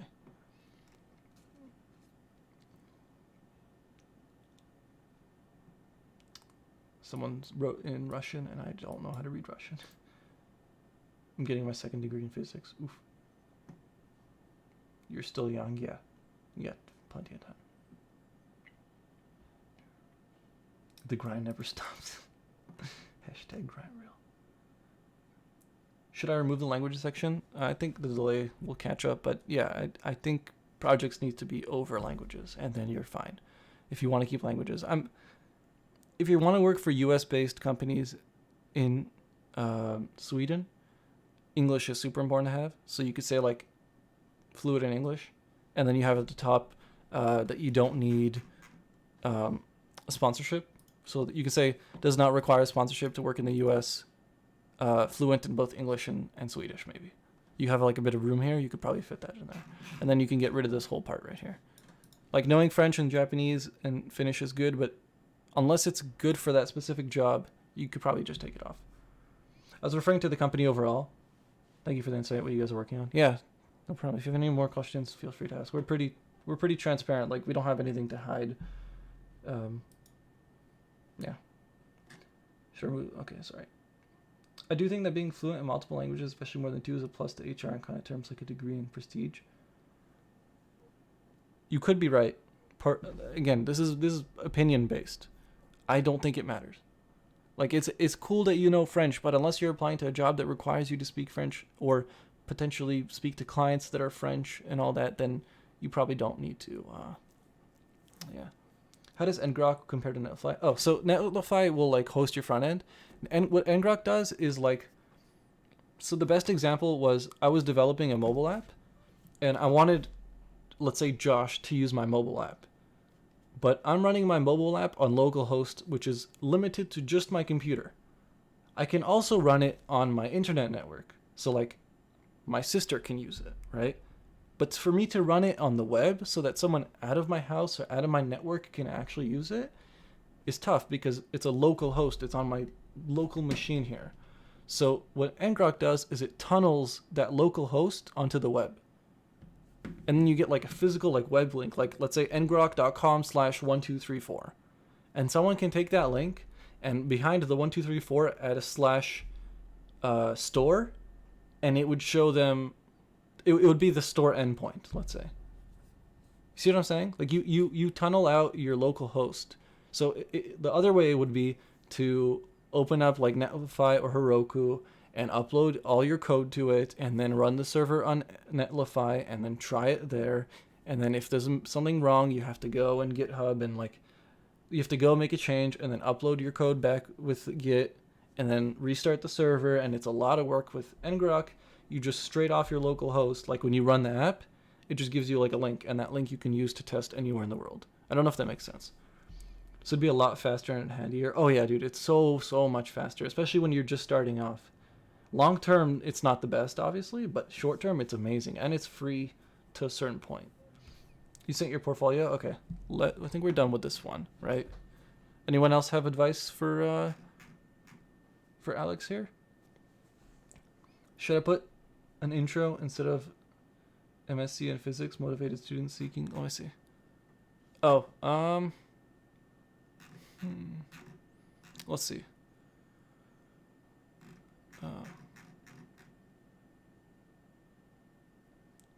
Yeah, I don't think an intro would hurt. If you really want to keep the masters in theoretical physics, you see the space in between your name and the theoretical physics line, you can kind of get rid of that and then add another tiny line here. Just like this does not require sponsorship one, you can add another tiny line here saying like something a little bit more personal about you. It's not the biggest deal, but it's nice to have like at least one line, very short line, just something small like, you know, I don't know you, so you'd have to talk about yourself, but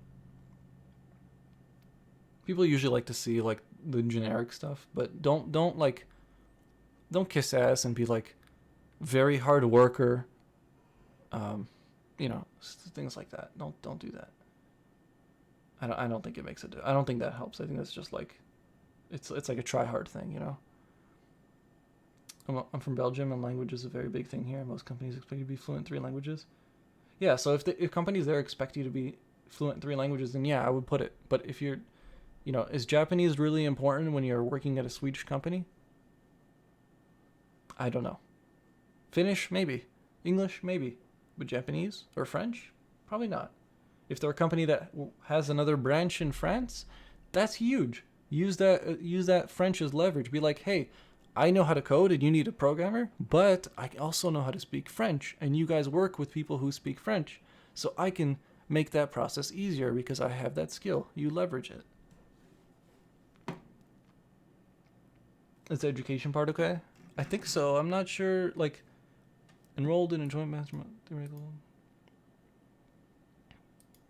You saying your master's thesis will be about using machine? Don't say will be, like that implies that you haven't finished it yet, which I'm guessing is that you haven't finished it yet. But I wouldn't say that. I would just say that as if you finished it, and if they ask you about it, be like, oh yeah, I'm completing it this semester or something like that. I feel like that's like saying, I think you said it earlier, where you're like learning. Yeah, so like learning C++, you're saying like completing a master's. Like I don't know how important it is, but it wouldn't be lying. It would just, you wouldn't be telling everything. Like they'd have to ask if they really want to know.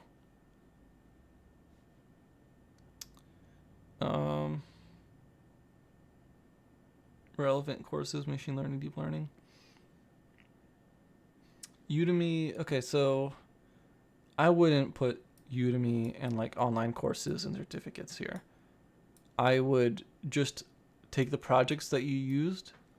So like the projects that you used to learn TensorFlow, that's what I would show right here in the project. But I wouldn't, I honestly would get rid of this personally. Like if you want to say that you learned TensorFlow and Keras, don't do it through saying that you learned it on Udemy. Make projects that prove it and just say you learned it on your own. You know what I mean? Yeah, Shiva, I see that you sent in your stuff. I'm just I'm finishing up this resume.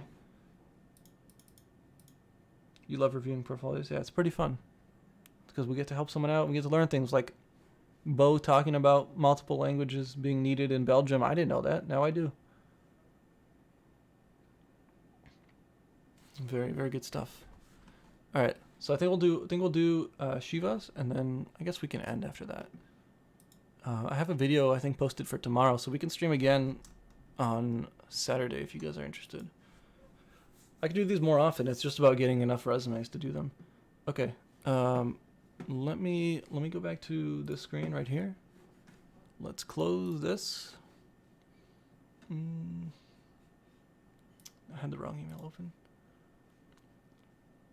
Shiva, I see your stuff. Okay. Netlify app. Ooh, I'm excited. Okay, let's open this up. Alright. Shiva, quickly before I open this up, is there any information here that you don't want the stream to see?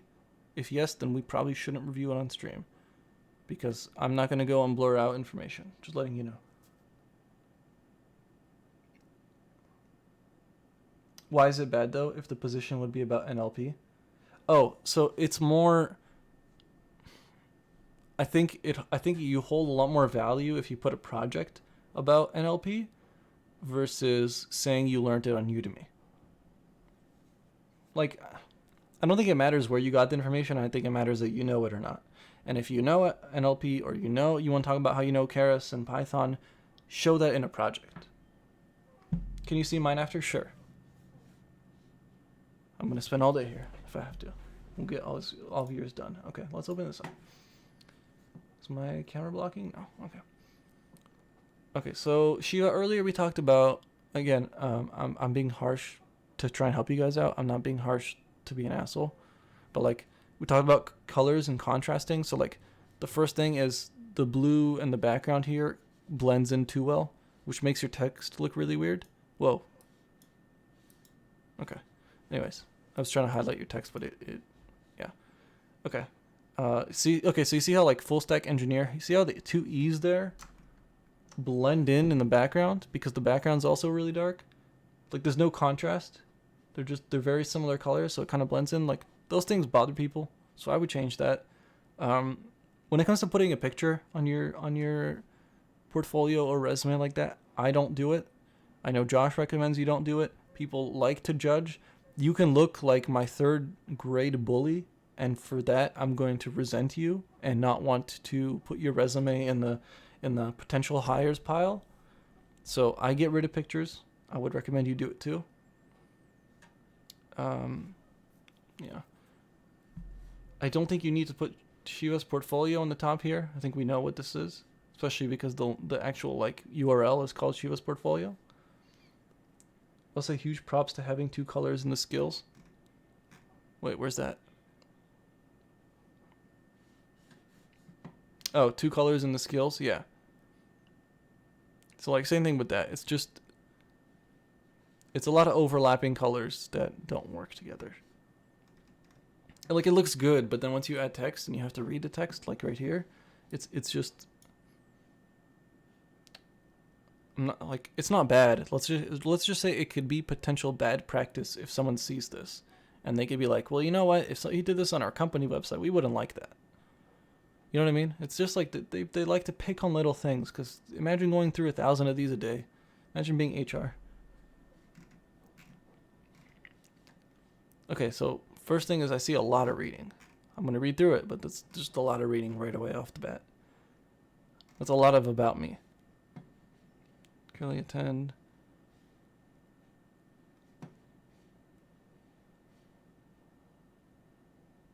Okay, so you go to school. Passion for data science, machine learning. In my free time, I immerse myself in the field of computer science. I've accumulated many industry technologies. Okay. Okay, so can you guys read this on stream? Using modern data science technologies, I've immersed myself in the field. I have experience building powerful explications of time. Okay, so this is like your skills. So yeah, let's read this one quickly. System with C# or Go. Yeah, so personally, get rid of this. Have a skill section. Look how much scrolling I got to do. I know your name is Shiva and you like full stack software engineering. I know you go to school and you know data science and full stack and C#, Go, Python, MATLAB. That's a lot of scrolling to get to the skills. And then you're rating your skills and you're putting yourself as 100% on the skills. There's a typo in immersed, is there? Yes. There's 3 M's here. Immersed. So, okay. This is what I'm thinking. Get rid of the picture. I'm Shiva. Push that up. Get rid of Shiva's portfolio. Full stack software engineer. Right under that, where this learn more button is, remove the button. Have this text right here. Very short text. Honestly, I would have your name where Shiva portfolio is. I would have your full name. I would get rid of your face and text here. And then I would go straight to the about me text. That'd be the first thing. Right under about me would go your skills. Not rated. Because I don't know what 100% Python means. To me, that means you're the best Python programmer in the world. Which is maybe unlikely. Or maybe it's true. I don't know. Like, the reference of this, it's not even a percent. It's just a blue bar. Like, there's no... Like, how do you rank yourself 100% in Python? Right? And all these other things. Like, everything here, you're 100%. Like, you should be at the top of the dev chain with these kind of ratings, right?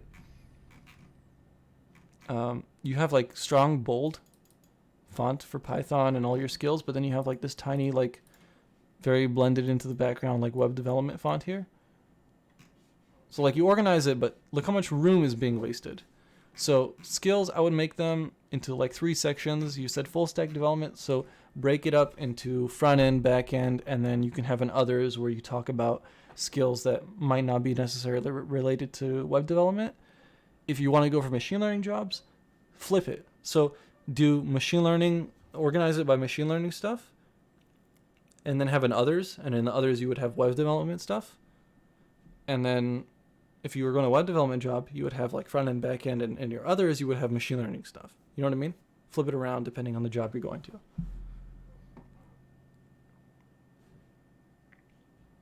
That's super satisfying, at least for me. That's fair. I'm just going off of like as if I was an angry HR manager right now. Like I was angry at myself. Like, what would I think of this portfolio? And that's what I'm saying. Study by psychology. Do more research into improving people's lives to make addictive ads for. Just skip the improving people's lives and just make addictive ads and make people spend money on your game. Just do a riot. Pull a riot. Riot literally makes like League of Legends, right? And they make a champ, like they make a player that you can play, and they make them skins, and they make that player super strong. So like think about it if I owned like a basketball game and you can buy like a player, right? Like you can buy a basketball player and you can choose like what jersey he's wearing. Think about it if I put a basketball player into the game and I made him super strong. Like he always hits his shots no matter where he's standing on the court. And then the skins he has, like the t-shirts he can wear, are like $50 each, and he's the best player in the game right now. So everyone's gonna go buy those skins, and then once they buy the skins, they like rework the character so that he fits into everyone else. Like he's not unbalanced anymore. So that's what you gotta do. You gotta do that, and then put a paywall over it.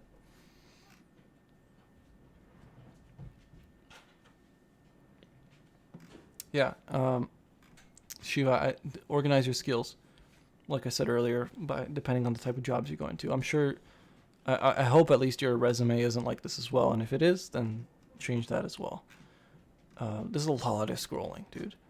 Like a lot. Like I'm like doing 4 pages worth of scrolling here, and I haven't even seen your projects yet. Oh, this is cool. A small sample of my software engineering work. Why does it have to be a small sample? Why can't I get the full sample? Right? So I get rid of that. Accomplishments, you don't need that. Just projects. You don't have to say my projects, just projects. Make it super easy. Don't make it hard for me. Dermatol skin cancer prevention. Okay, so I'm guessing this is the one that Ali worked on as well. This is a big item on the screen here, and all you have is a title and data science and app development.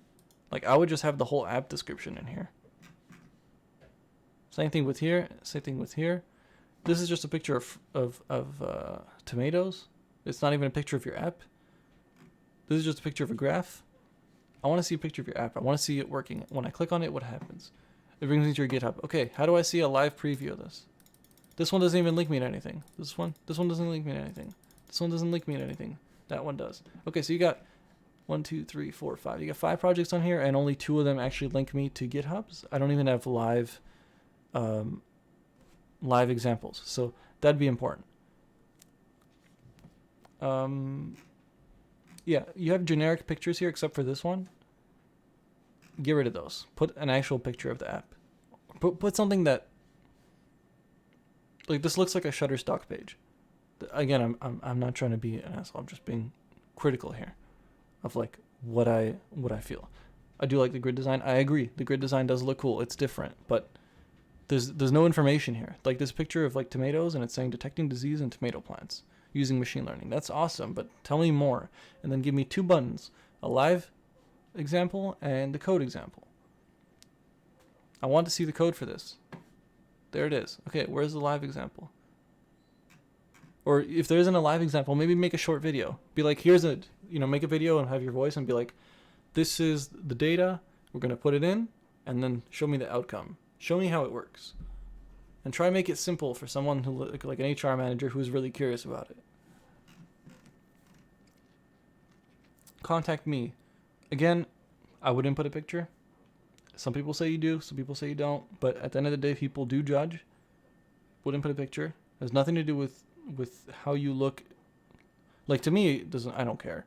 But if you looked like somebody I know that I hate, I might think bad of you, which can affect your chances of getting a callback. You don't want that. So I always say take off your face. Even like your name, really. Like, if your name is Mike and the HR lady was bullied by a Mike in high school, Mike might be like a name that she'll never forget, and she might automatically hate you. Like, I know a couple names that I hear them and I automatically think of somebody that I don't like. Got LinkedIn, GitHub here. This template was made with Cutlib. If you can, I'd take that off, to be honest. I like that you have the input. I like that you have an input box for your email, and it doesn't open up like the generic like Windows, Microsoft thing. That's all good. Services. It just brings me to your skills. Yeah, that needs to be reorganized.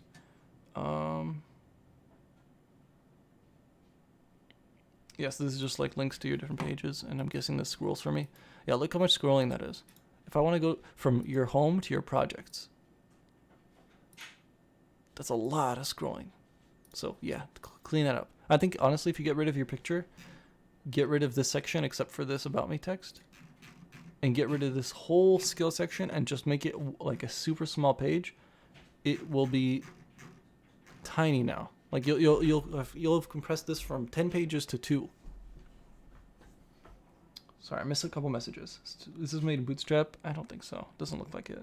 It looks like that color whatever template.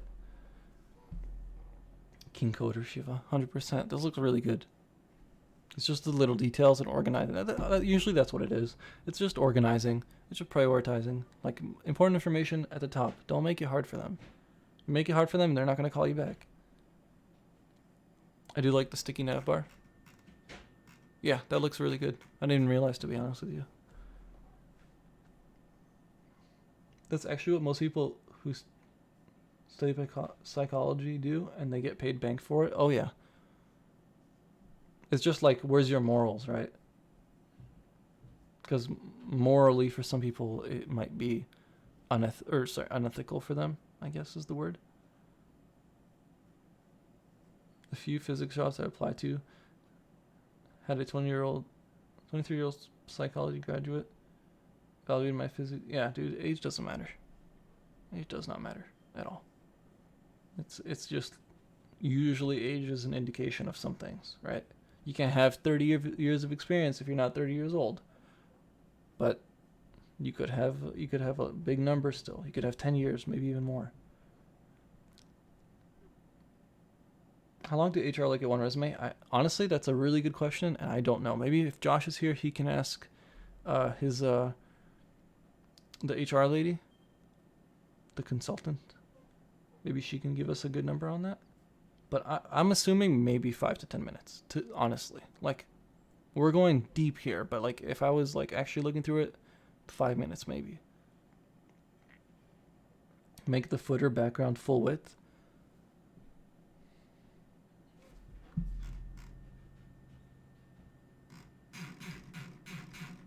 Yeah, do that. Definitely. Ooh, you got hella errors here. I'm not gonna go through them, but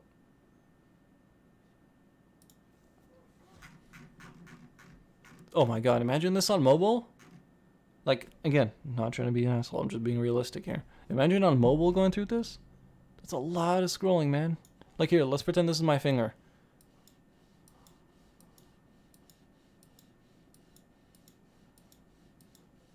It's a lot of scrolling. We can cut that down to 2 pages, and it would be amazing.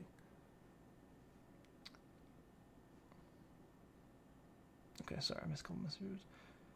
It's especially that you learn just how destructive addiction is, and you can promote it. Oh yeah, dude, addiction drives so many, like, CS:GO. In the game industry, game addiction and taking advantage of that is huge. And I think personally, I think companies to a certain point are not at fault for taking advantage of these people, because these people are somewhat doing it to themselves. Like, it's not Riot's or the company that makes CS:GO, I think it's Valve. It's not their job to stop people from being addicted to games, right?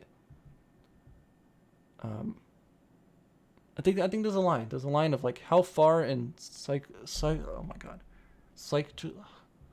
how far in mental manipulation how far are you gonna go?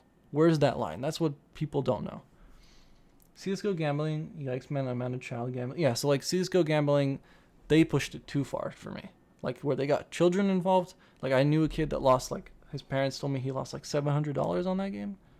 Got to get those karambits. Yeah, he got like a karambit and then he sold it to somebody, and that somebody like scammed him because he was a kid. He's like, yeah, you give me the knife and I'll give you the money. And the kid give him the knife and he's like, bye, $700. Right? So like, but let's be real. CS:GO gambling wasn't a Valve though. Yeah, but like, these companies say, excuse me, these companies say 18 plus, but you already know that their large gross of revenue is coming from 13 to 17. That's not coming from 18 plus. 18 plus, like, people don't have $1,000 to spend on CS:GO. Let's be real.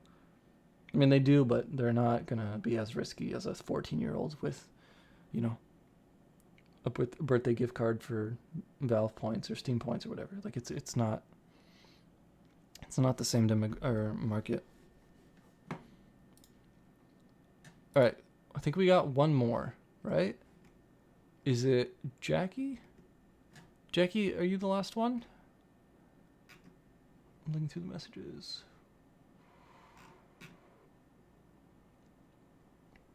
This would be like a great topic, like get like manipulation on in games and stuff. Like I love that stuff.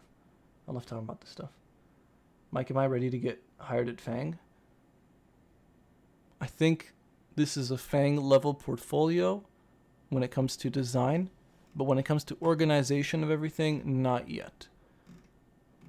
I think you need to organize and prioritize. Like, the first thing is your About Me, and it's huge. There's a lot of stuff here. Like, how would I say this? The HR manager doesn't want to know you yet. They don't care about you yet. They just want to know if you can do their job. They don't want to know about this much of you yet. That's when they bring you in and they have the interview where they get to know you and they want to try and put you with a team and see if you guys get along. You know, like, it's too much up front. I think you need to prove yourself first. So before you get into your personality and things you like and all that, you start with your skills. You have your projects. You have your project descriptions that show how you use those skills. And then you can show experience and education. And then at the bottom, if you really want, like languages or whatever, you can add those if you really want to. Can you read my portfolio? I would love to hear your thoughts. Sure. Can you email it to the Grindreel email and then in the email say this is Code Pro? Because I'm guessing that's not your real life name. So, or maybe it is your email name, but just let me know that. I'm gonna do a bit of a faster review on the ones that are coming in now, just because we've been streaming for like 2 hours now, 3 hours, 2 hours.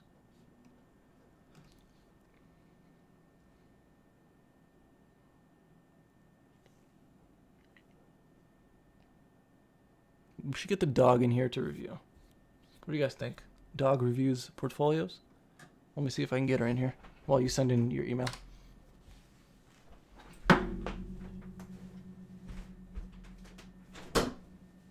Nova.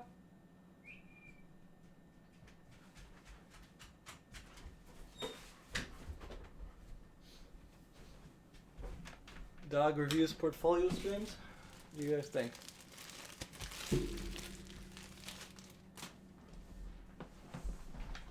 What?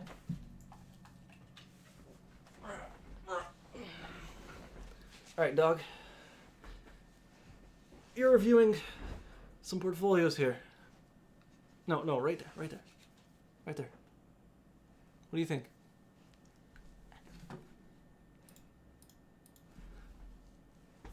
You just can't. Alright, get off of me.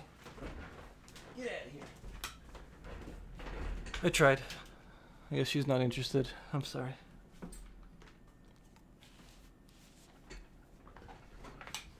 Can you review your own resume? I don't think I've touched my resume in like 2 years now. I would be embarrassed to pull it up if I even still have it.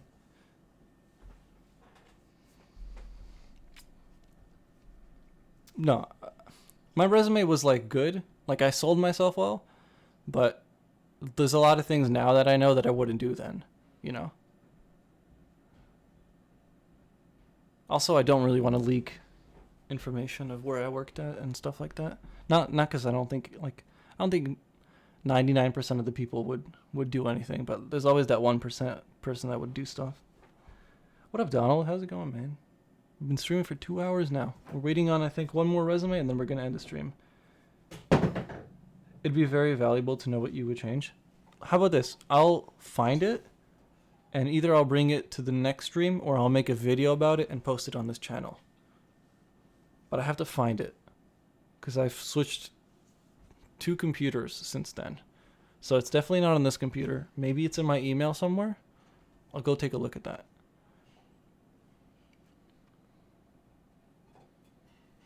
I don't really want to go digging for it now, to be honest with you. If you guys enjoyed the stream, by the way, there's 25 of you here. There's been 30, I think. There's a like button there, and it's helped us a lot if you clicked it. Just tap. You freelance? Do you have a suggestion for freelancing websites?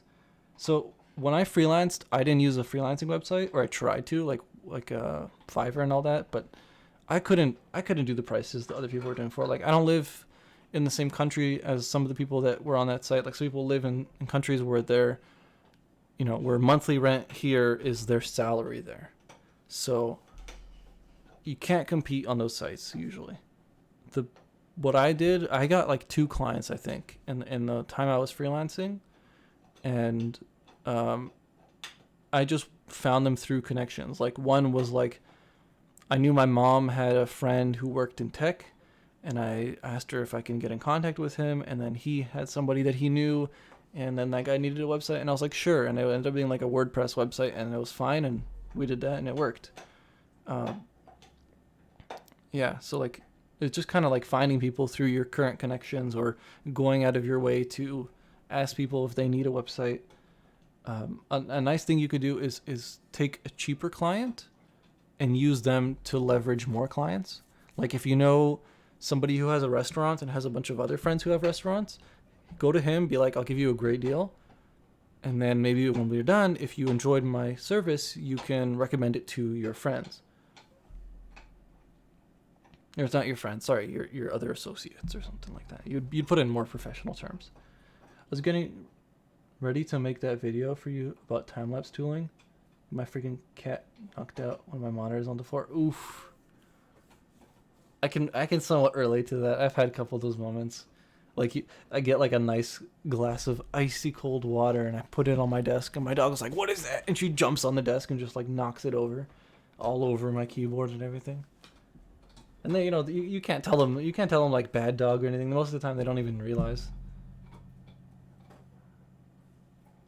I saw my portfolio in. Okay, I'm gonna pull it up while we keep chatting. Also, I'm gonna do my plug for this channel, or my plug for this stream. I have a personal channel where I post my own content. So if you guys are interested in that, I'm gonna post a link to my channel in the description if you guys want to go check that out.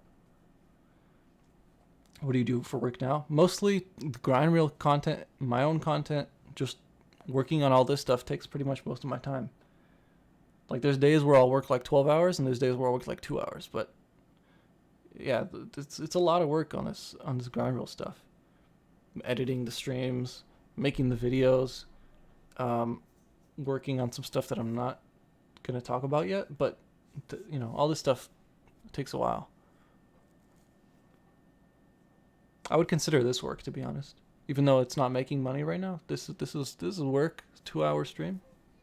I know when Josh is done streaming, he goes to sleep. He's tired.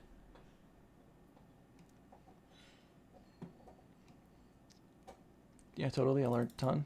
Nice. So you're technically kind of work for Josh, or is it really Coned? Yeah, no, I don't work for Josh. Josh doesn't work for me or anything like that. Yeah, it's the grind reel channel itself. We're partners on. Like, we split it. He's bringing in the traffic right now while I bring in the content. And then over time, as I can bring in more traffic and he can bring in more content, it'll balance out. Like, he wants to make a video now where he breaks down how influencers and content creators make money, because they don't talk about it. So he can kind of see if he can break down, right? Like, if you have like a big YouTuber, how is this guy really making, how is this guy really worth $30 million if his YouTube channel only made $1 million last year? So he'll like break it down. I think that's what he wants to go for. I'm not sure on the specifics, but that'd be awesome if he could do something like that. He works with Josh, so I would say, yeah, me too. We don't title it between ourselves, Like, he doesn't tell me what to do. I don't tell him what to do. It's more like, hey, Mike, I need this one thing done. Can you hop on it, or I'll do it? And I'm like, oh, yeah, I'll do it. I'm like, oh, wait, Josh, I didn't edit this thing right here. You want to do that so I could complete that? And we're just kind of like work together on it, It's not like, Mike, do this. It's never been like that. And I wouldn't want it if it was like that. Thank you for all the help and advice. Thank you for being here. Otherwise, who would I be talking to? That's really sweet. Yeah, it's a really lucky situation to be in. We seem to get along really well when we do stuff, so it's a real nice dynamic. It's funny because we said partnered, I think, on his stream, And people were like, "Oh wow, I didn't know Josh had a boyfriend," and I was just like, bad wording. Josh's stream is way too troll. This stream is a lot more chill. Can you get me hired at Fang, please? I cannot get you hired at Fang, please. That would be up to you. I can't give you the tools you need to work there. You'd have to like go and work on those. You know what I mean? Like if you want to work at Fang, go look right now at a Google job description and go learn everything on that list, make projects of everything on that list, and then send it in. And then they should hire you technically. As long as you don't screw up the interview, as long as you don't screw up your resume or portfolio, they should hire you right off the bat. Like they have jobs. There's no reason for them not to. Maybe not now because of the whole. I'm not going to say the word. But yeah. Do you think my resume looked professional otherwise? Yeah. You had all the information we needed. You were just not organized. And then like little things like when you had those multiple ands, like I really don't care, but I know people will get mad at those things. I know people will gatekeep you for that. You know what I mean? Like you know how like I like to wear sweatpants, right? But if I was to go to like a job interview in sweatpants, they wouldn't focus on the fact that I can do the job and I have the skills and I have the projects. They'd focus on the fact that I'm wearing sweatpants and that I look unprofessional, and they'd probably tell me to leave or something like that. You know what I mean? Like people are like that. People care about your little details like that. So it's you don't want to hurt yourself, like you don't want to hurt yourself in that way. It's weird you can't say the word. Well, I can. I'm just trying to get used to not saying it so when we are monetized. Like, I swear a lot on my streams. Like, I stream on Twitch a lot games. And you can imagine, like, I swear a lot. But then the second I get on YouTube and I swear, it's like, oh, that's not good. Because, YouTube is very... I'm not going to say it. I'm just kidding. Instantly demonetized. Yeah, like Josh, if Josh says certain words, he can lose 100% monetization on that stream. What's crazy if, let's say, like one of you send in like your portfolio, and he opens one of your YouTube videos, and the first like 20 seconds are a song, and the stream picks up that song and demonetizes the video. That song can take the whole portion of the video, like the money that it made, not just like the 12 seconds. Like if your song was played for 10% of the video, take 10% of the money. The money, not the 100%. It seems like it's unfair. Like what about that other 90% that person put a lot of work into? I think it's obviously a joke, but what can you do about it? YouTube isn't the type to change things very quickly. I love this part of the developer community because it's so rare to have spaces to talk to people like this with zero PRBS and actual dev talk. Yeah, dude, like, I don't care. Like, as long as you don't, like, smell bad, who cares? Like, who cares? People do, but, like, I've never cared about these things, right? Like, when I had a job, I wore, like jeans every day, and I hated it. Like, what's wrong with sweatpants? They're so comfortable. I'm a dev. I work in the back of the office. Like, literally, the last row in the office, in the corner, was where I would sit. You know what I mean? Like, why do I need to be wearing, like, nice, I know what you mean. I think HR personnel become very detail-oriented after so many resumes. I think it's just the standard some people keep themselves to, and they try and keep others to it, right? Like when your morals are at a certain line and other people aren't in that line, you tend to try and put them onto your scale. You know what I mean? Like if you believe that child gambling is bad and someone's doing it, you're gonna be like, hey, dude, that's probably bad. It's just the way we, as humans, that we work. If you had an extraordinary portfolio and background, then you can probably get away with sweatpants. I don't know about that, because before they even get to your portfolio and background, I think they would be so focused about the little details about you that they wouldn't care. That they would care. Bro, it's hard for me to not swear when starting these videos. Yeah, like I still sometimes do swear in my videos, but I'm not monetized, so it's not. I'm like, oh, whatever, I forgot. But I'm sure if I was monetized and that was like $100 per video and I lost that money, I'd be like, okay, well, time to get my shit together, right? Like I'm sure when that happens to Josh, he's like, crap, I need to get my shit together. Mike, do you like resumes, like personal essays? I'm not sure what you mean. I haven't worn jeans since my last job. Sweatpants for life. Hell yeah. Dude, even shorts. I'm okay with shorts. But you know how people are. You should see business schools here. Oh, I don't even want to hear it. Teenagers with expensive suits, smoking and drinking and playing loud music. Yep. He's just 90K per year. What do you mean 90? I'm not. Have you read any philosophy or political theory? Or something that changed the way you perceive the world? I really like reading psychology stuff. Like, I've read a lot of books about manipulation, not how to do it to people, but how to receive it.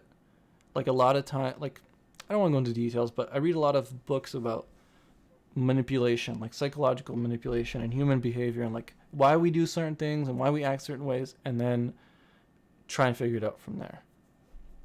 Why is everyone in the Granville Discord server a jerk?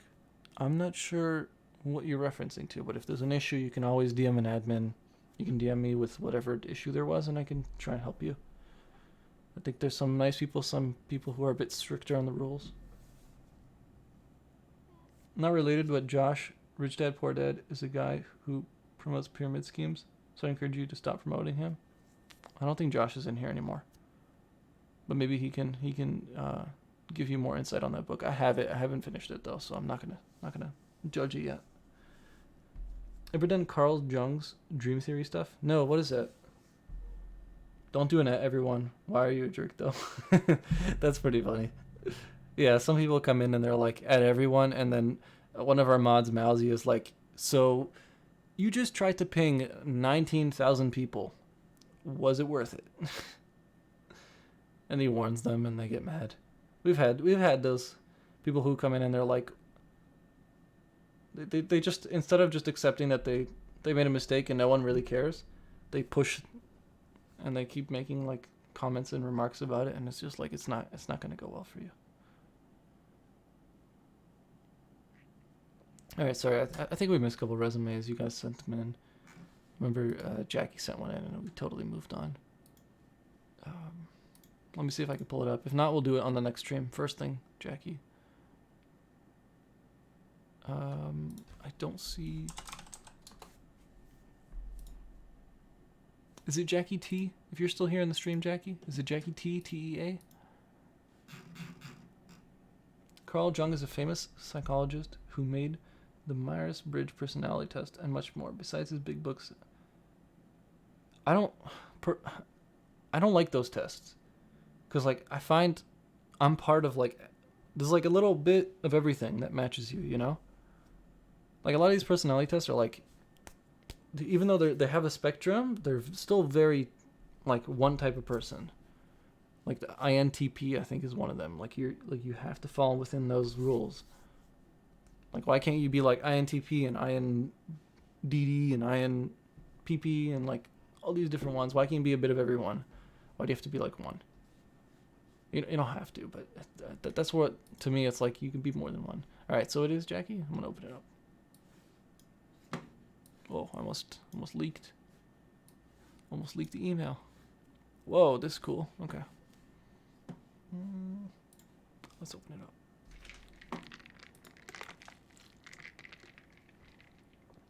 Hey, I'm back. I messaged on Discord. Okay, cool. I will look at it after the stream, unless it's something important, because then I'll just get distracted. Is it Myers and Briggs personality? It is Myers and Briggs. Okay. I think I've done it once, but I don't remember what I got. He made a big series of seminars about dreams. He basically states that our dreams are signals just like pain when you're unconscious. And he talks about his experience with... Oh yeah, dude, I used to have a lot of dreams about... I used to replay situations. So like something would happen and I would go to sleep and I'd replay that situation in my head but I would do it the way I wish it went. I would do it the way I wish it went. You know what I mean? Like if you did something like a test and you failed a test because you chose A and not D out of the multiple choice, I would end up dreaming where I chose D and it went differently. And then I wake up and I'd be like, wait, what the fuck? That happened for a lot until like recently where it slowed down. It was really weird. I wasn't sure. Like that's why I was interested, like reading about that. Like what part of human behavior made me do that? Right? Like you get in an argument with someone and then you dream about it and it going differently, or like you saying something else. Like why do you do that? Is it regret? Is it the curiosity of another outcome? And you know, that's like a whole rabbit hole of reading. All right, so Jackie, let's go over your portfolio. I'm not gonna lie, I kind of dig this graphics here.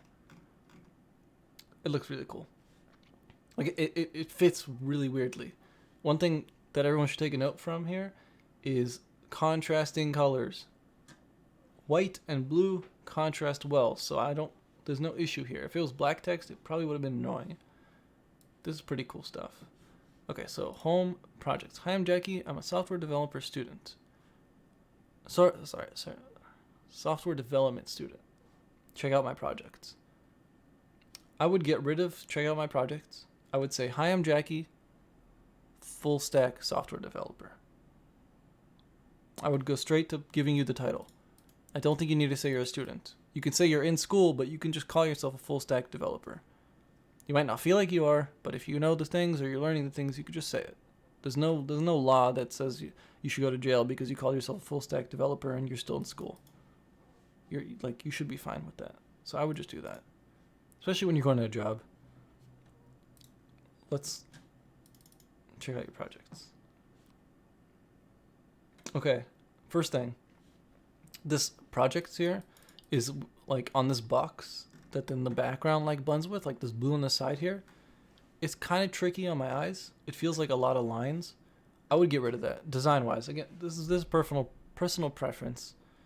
I would get rid of this like box here. I would just go straight to projects. Like keep it on the same.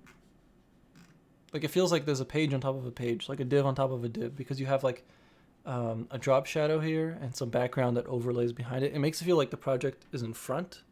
I don't know if that's what you're going for, but that's just personally what I would do. When you're young, you often have the same nightmare and such. Yeah, that too. Kind of visions of alternate world. Yeah, that's what it feels like, right? But if you say that, you sound crazy. And I don't think it is, but I think it's just me replaying the situation and hoping that it would have went differently, or thinking of how it would have went differently, or something like that. I don't know.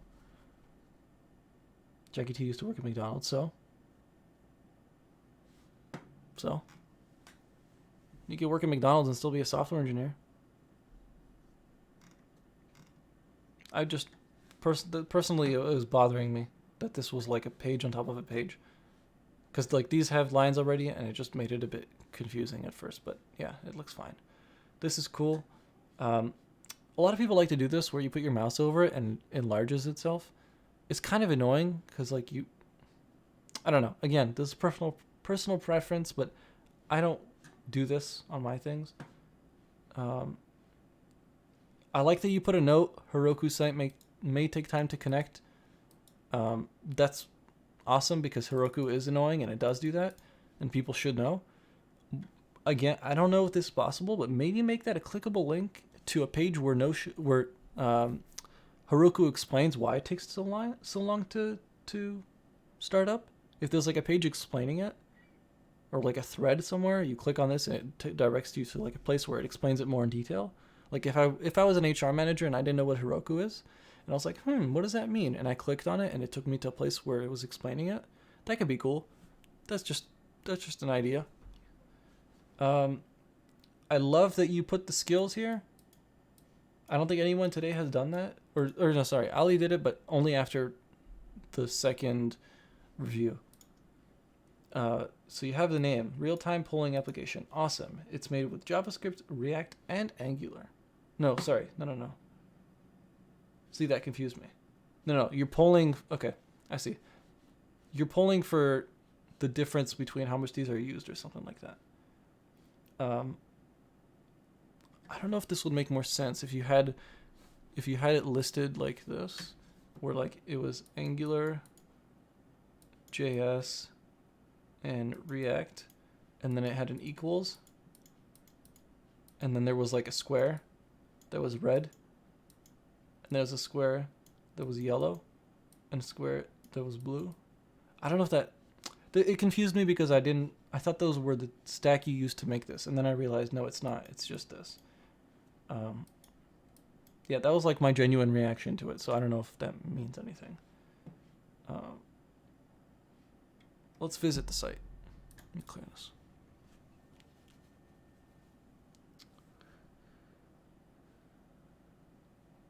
Jackie's is yours? Yeah, this is Jackie's. This isn't Shiva's anymore, but it does look like it because they have a very similar color scheme. That's amazing artwork. Yeah, I agree. I got my internship off of this website. Yeah, so like, you got your internship. I think it's fair for you to call yourself a developer. Can you make the projects have a curved ending? Yeah, you could do that with a little border radius. Match the page style. I love this portfolio. Only critique is that smaller screen. It feels a bit on a smaller screen. It feels a bit crowded. Yeah, that's true. But I think it works really well. I think like sizing, you can just make it dependent on the size of the screen. Like this let's say this text fills 5% of the screen or something like that. You can change those up. Okay, so let's pretend let's pretend we're Karen here. Let's channel in that energy, right? Opening up this portfolio, looking through the projects, and I'm randomly gonna select this one. Okay, one sec. Student enrollment application. JavaScript, Angular, Node.js, MongoDB. Awesome. I know what you used for this project. I don't need to know more. I just want to know what it looks like. So I open it up. Student enrollment Angular app.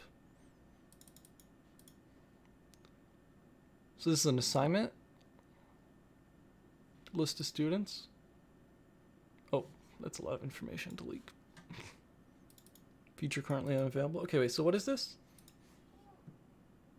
Alright, so I just realized you don't have descriptions of what these projects are.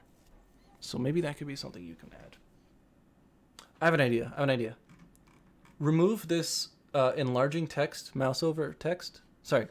Remove the enlarging div with the mouse over and make it when I mouse over the picture, it replaces it with, it like covers it with like a blue background, let's say, like Ali did. Sorry, not Ali, Shiva did. And then there was text. So like I'm looking at this picture with JavaScript, React, Angular. When I hover over the picture, it's going to show text with a description. You know what I mean? Does that make sense? So instead of having it enlarge the div with mouse over, just have the mouse over the picture, and then the picture is going to say text that you can use to describe the app. A text overlay. That's the word I'm looking for. Thank you. I don't know why it was so hard to think of that word. How do you scale the website? At least on my 440 screen, all the font looks really huge. The way I do it is I build it for, let's say when I started, I was building on like a 1080 screen, and I had everything using values that scale. So like people say don't use percentages. I don't know now what the meta is, but I was using percentages at the time. So like I had a div fill 25% of the screen, and then as the screen gets scaled up, everything inside it would get scaled up as well. So it would always stay the same because it was on percentages. I think you can use VW. Oh yeah, I scaled VW. Exactly. That works too. I think VW is like the good practice, whatever, you know? But yeah, Jackie, maybe that can be a good thing to try out. You can always try it out, and if it doesn't work, go back. But remove this enlarging div and have a text overlay. I think that would work a lot better. The Heroku site may take time to connect. I think you can make that font smaller. I love that you have view site and view source code, and you have a GitHub logo here. Like, that's awesome. Thank you for doing that. Beautiful README. Visit the site here. Real-time polling application. Yeah, you see, like, this is a great README. I always make like huge READMEs, but this works. This works really well. Yeah, great job on this. This is like this is what you need. This is it. I'm not gonna go through all your projects. I just chose a random one to see if I can catch you on like a bad project or something. But everything seems fine. I just don't know what all these projects do. You see, like you say, make it rain browser game. I would get rid of browser game and just explain that in the description. So having a description would help a lot.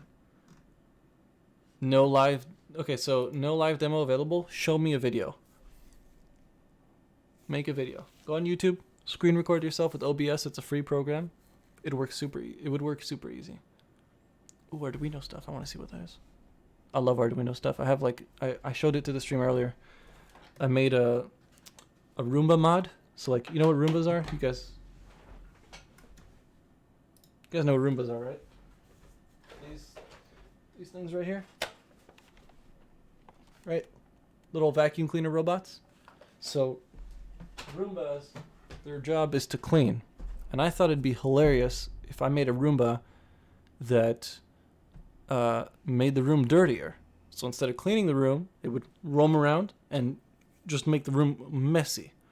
So I made a Roomba mod. I'm not completely done yet, but it's going to be a video on my personal channel if you guys want to see it. But here's a little example there. So this is like the cartridge that goes in the bottom where like the dust collector is, but it's got motors. It's got this thing right here that I 3D printed to throw a bunch of garbage on the floor. Yeah, it's gonna be an absolutely hilarious video. But I'm just making like funny ass like Michael Reeves videos on my channel right now. Like I made a video, a bot that beats like the Google Chrome game. You know, like the Dino game where when you don't have internet, you press spacebar and it jumps over. So like I took a sensor and I put it on the screen, and I took a servo and it presses the button. So like every time a cactus comes, the dino just like jumps over it. It's like fun projects like that. I think people would love that stuff. Reversing the polarity is against the rule. I think that's why it's so funny. Like it's not crazy. I'm not like doing like Einstein level stuff here, but the fact that a Roomba will roam around the house dropping dirt and dust and food and just like, I thought putting dog food in it would be hilarious, so the dog just like follows the Roomba around the house. Like how funny would that be in a video? The only problem I'm having is turning it into a 10-minute video, but don't worry about that. I'll figure it out.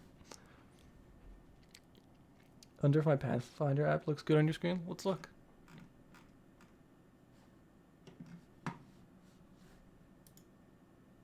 Oh, yeah, it looks great. Actually, it looks really good. Okay, so you don't have a grid yet? Let's generate a grid. Whoa. Oh, this is really cool.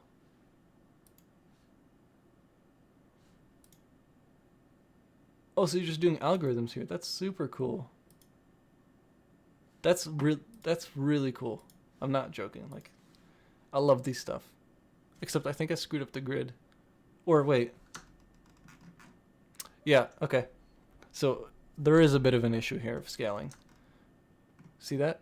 So this is my native resolution right here. And this is what you would be using on your screen.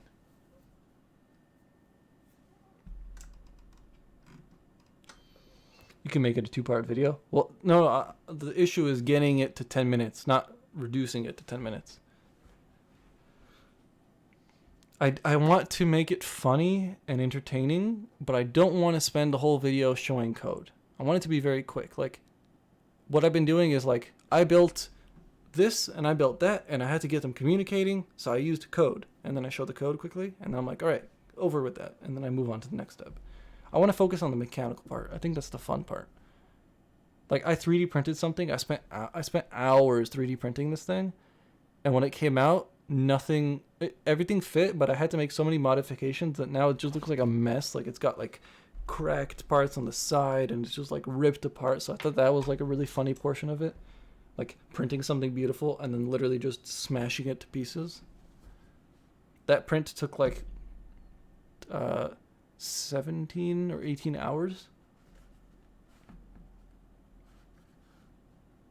Is this like Clements? What do you mean? My phone buzzing. What's up?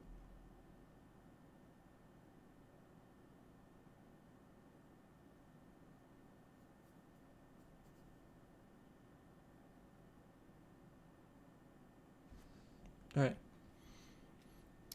He made Pathfinder stuff. Oh, I don't know. Is it Jackie? Is this Algo Pro stuff? Honestly, this like, I don't mean this in a bad way at all, but this is like a generic algorithm app. Not generic, but like this is used a lot because it's a great way of visually explaining how these apps work. So you click here, and then, you know what'd be cool, Jackie? I don't know if you're still working on this project, but if you can put like, you can block it. So like there's certain like A star and Dijkstra and all that work with blocks. Like if you're telling it to go from this block to S, E to S, but there's a wall here, like for it to learn how to go around it. That could be cool. If you're still working on this project, if not, then never mind. I'm just thinking about cool ideas. I do like that you also give this shortest path via octal direction, breadth first is 25 steps. That's pretty cool. And you have a source code button. That's awesome. Yeah, this is a great project. I just think maybe organizing a little bit depending on the jobs you're going to. Like being able to make an Arduino socket remote control does not make any sense for a web development job, but just being able to organize it so that it could be like you put it at the bottom. So I'm thinking you're focusing on web development jobs, so that's why it's at the bottom. And you're just trying to get like brownie points, I guess, you know. So yeah, live demos, you need them. Don't put a project in your portfolio unless you have a live demo. Like it's just like, you say you made it, but I don't even know if you did. And let's say I'm an HR manager. Like, do you really think I'm gonna open up this GitHub and actually know what I'm looking at?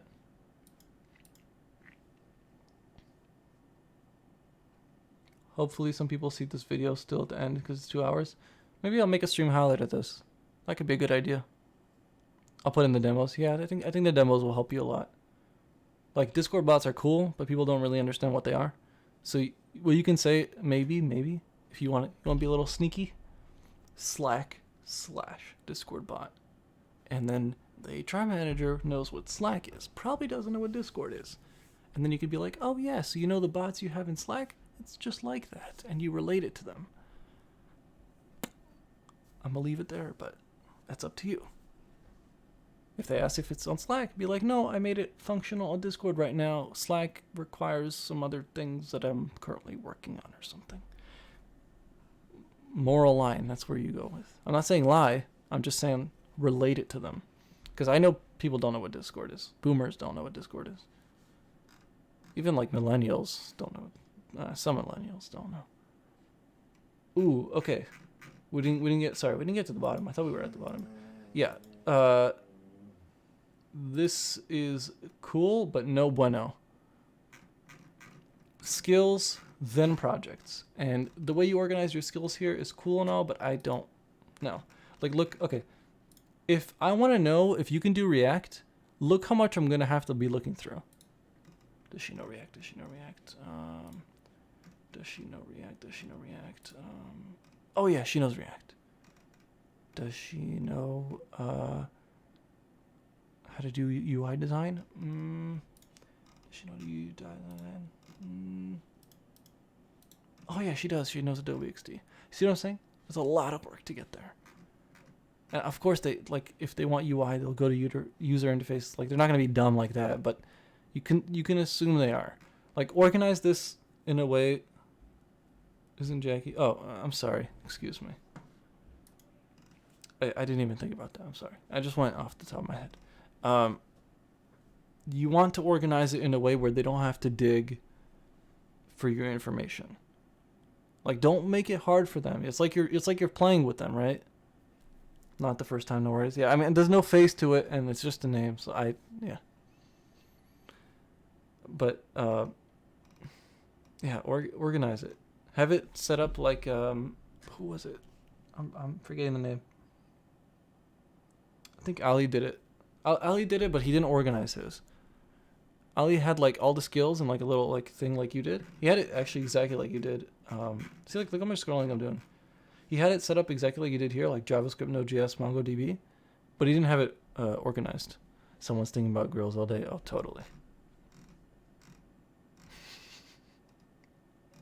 Dr. Winner. I like that. Yeah, look how much scrolling I'm doing. Resume. I'm a software developer dedicated to some problems. View resume doesn't make me download. It does not. Okay. What if I click on this? Okay, so if I want your resume from the first page, which I don't really want to scroll all the way up, I click on resume and it scrolls me down to the button, which then I have to click again. So 2 clicks when you can make it 1. GitHub. Okay, so GitHub worked, but resume I had to go to the bottom of the page. LinkedIn worked, but I have to go to... Okay, so yeah, fix that resume button. Skills, projects, experience, education. That's it. That's the order. That's the golden rule here. Skills, projects, experience, education. Skills, I don't want to dig for them. Make them obvious. This is really cool. Like, I hate saying this because this looks really cool. Like, when I put my mouse over, it gives it color, right? Like Vex Robotics. I love that stuff.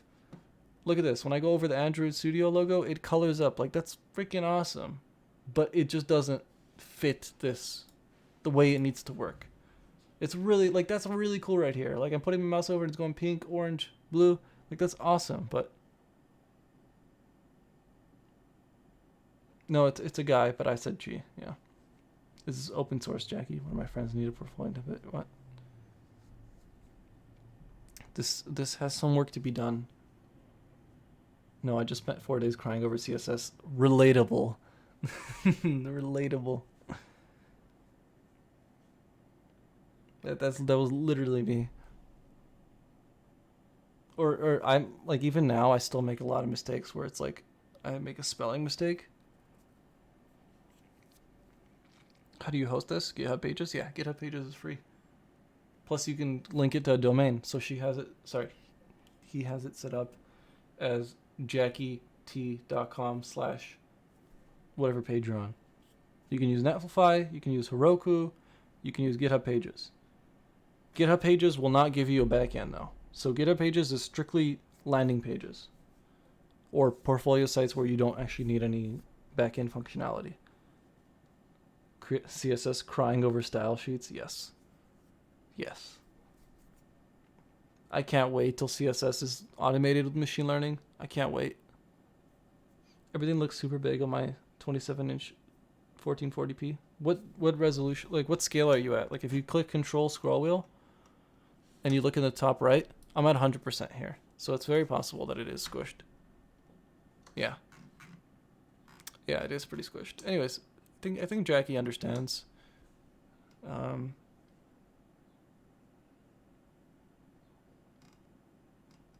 Yeah, I think Jackie understands. Don't know if there's anything else I can say. I think it's just like everyone here has good resumes. Everyone has the information you need. It's just organization. It's just prioritizing information. That's why you go by the golden rule. Skills, projects, experience, education. I almost forgot it again. But that's the golden rule there. You have skills? Cool, prove them. Here's my project. Now link your project to your skills. So on this project, I used this skill, and here's how I used it. Awesome. Now, if you're going for a job that requires experience and you have experience, show your experience and link it again to your skills. So be like, I worked as a X skill or whatever. Just keep linking back, proving that you are good at that skill. Like anyone can say they're good at marketing, but you got to prove it with marketing projects and numbers and things like that. And once you do that, you're golden. Like you win. That's it. The job's yours. On that first job, you have to really prove yourself with projects. Better than you treat yourself. Golden rule, treat others how you want to be treated. Sure. Treat HR managers. I think about it as, if I'm in a shitty mood, how would I want this resume to be written? Like if I'm in a really bad mood, I don't want to do this resume. I hate this. I hate my job. I hate my life. I'm an HR. I'm just kidding. But I hate it. I want to go home. It's Friday. I have 2 minutes left on the clock. What would I want this resume to be like? That's how you make the resume. Whatever you imagine in your head when you think that, that's how you make it. The first thing I think about is skills, projects, education. Sorry, skills, projects, experience, education. That's what I think in my head. And that's why I make everything I do like that. You know what I mean? I try and relate it. I guess that's the best way of explaining it. Like, if you're in that position, how would you feel? Perspective is like the most important thing in the world. That's probably like the most important skill in the world, if you can put yourself in someone else's shoes. You know what I mean? You know what I'm saying? I think we're going to stop here with all the resumes, by the way. I want to keep going, but it's 2 hours and a half already. And I think that's enough for one stream. But I still really appreciate all of you being here. We got 24 people in here and 24 likes. That's huge. That's huge. Matching the likes of the viewers. That's giant. Project over experience is only probably for front-end developers. It depends. Like, some projects are insanely good. I think they're both important. Like, if you had your first job, right, and you worked a year, and now you want to transfer over to another job, and you've only had 1 year experience at a job, you're gonna still need projects on there.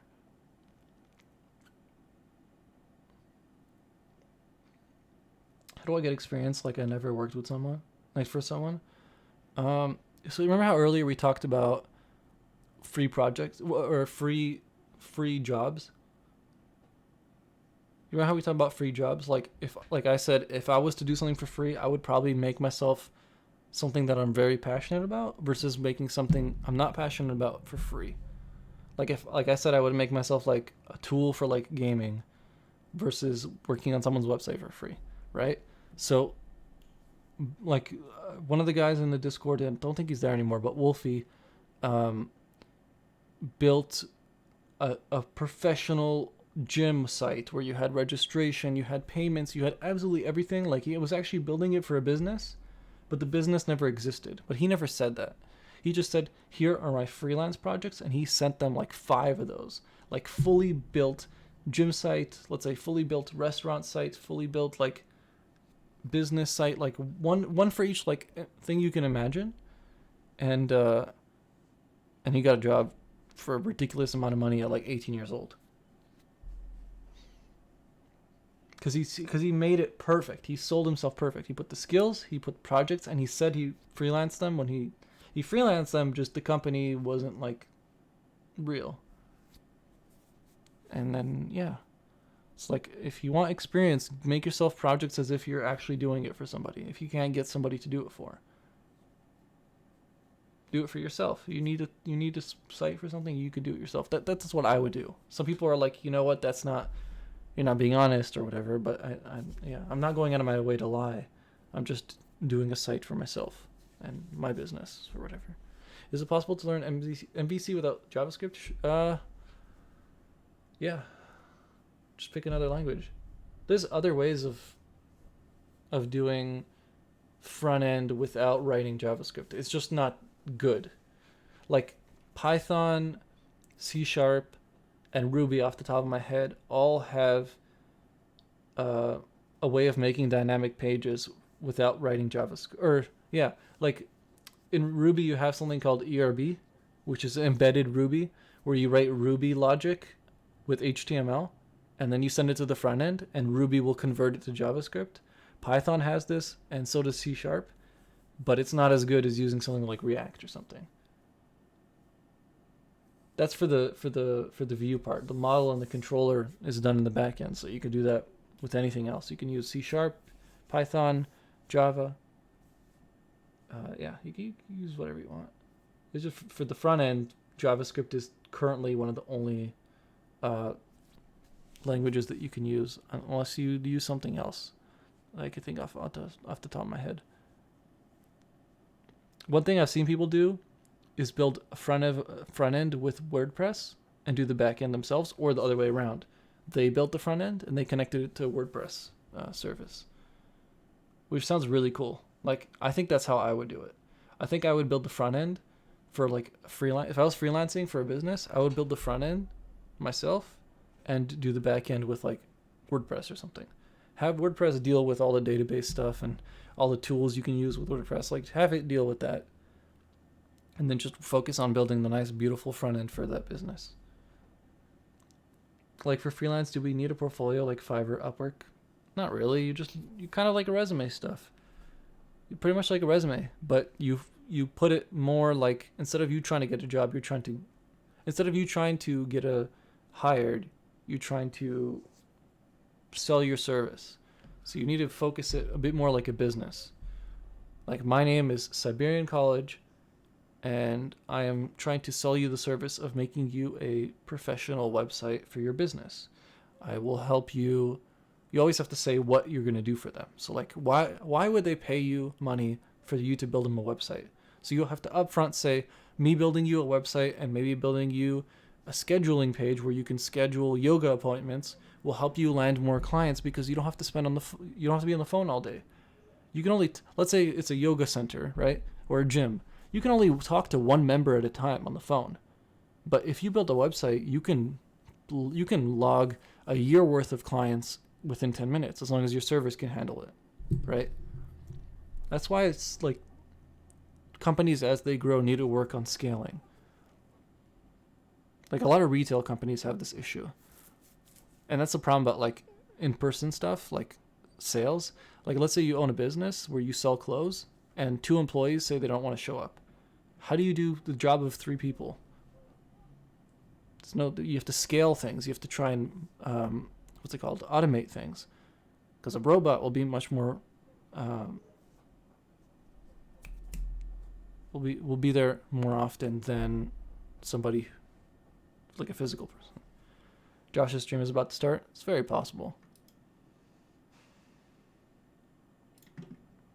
How do you know? Did he say in chat?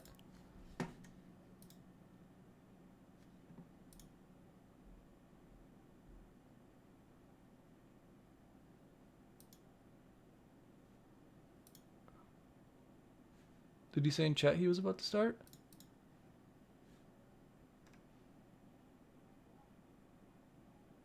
No, he posted a video. Professional HR lead explains corporate cringe.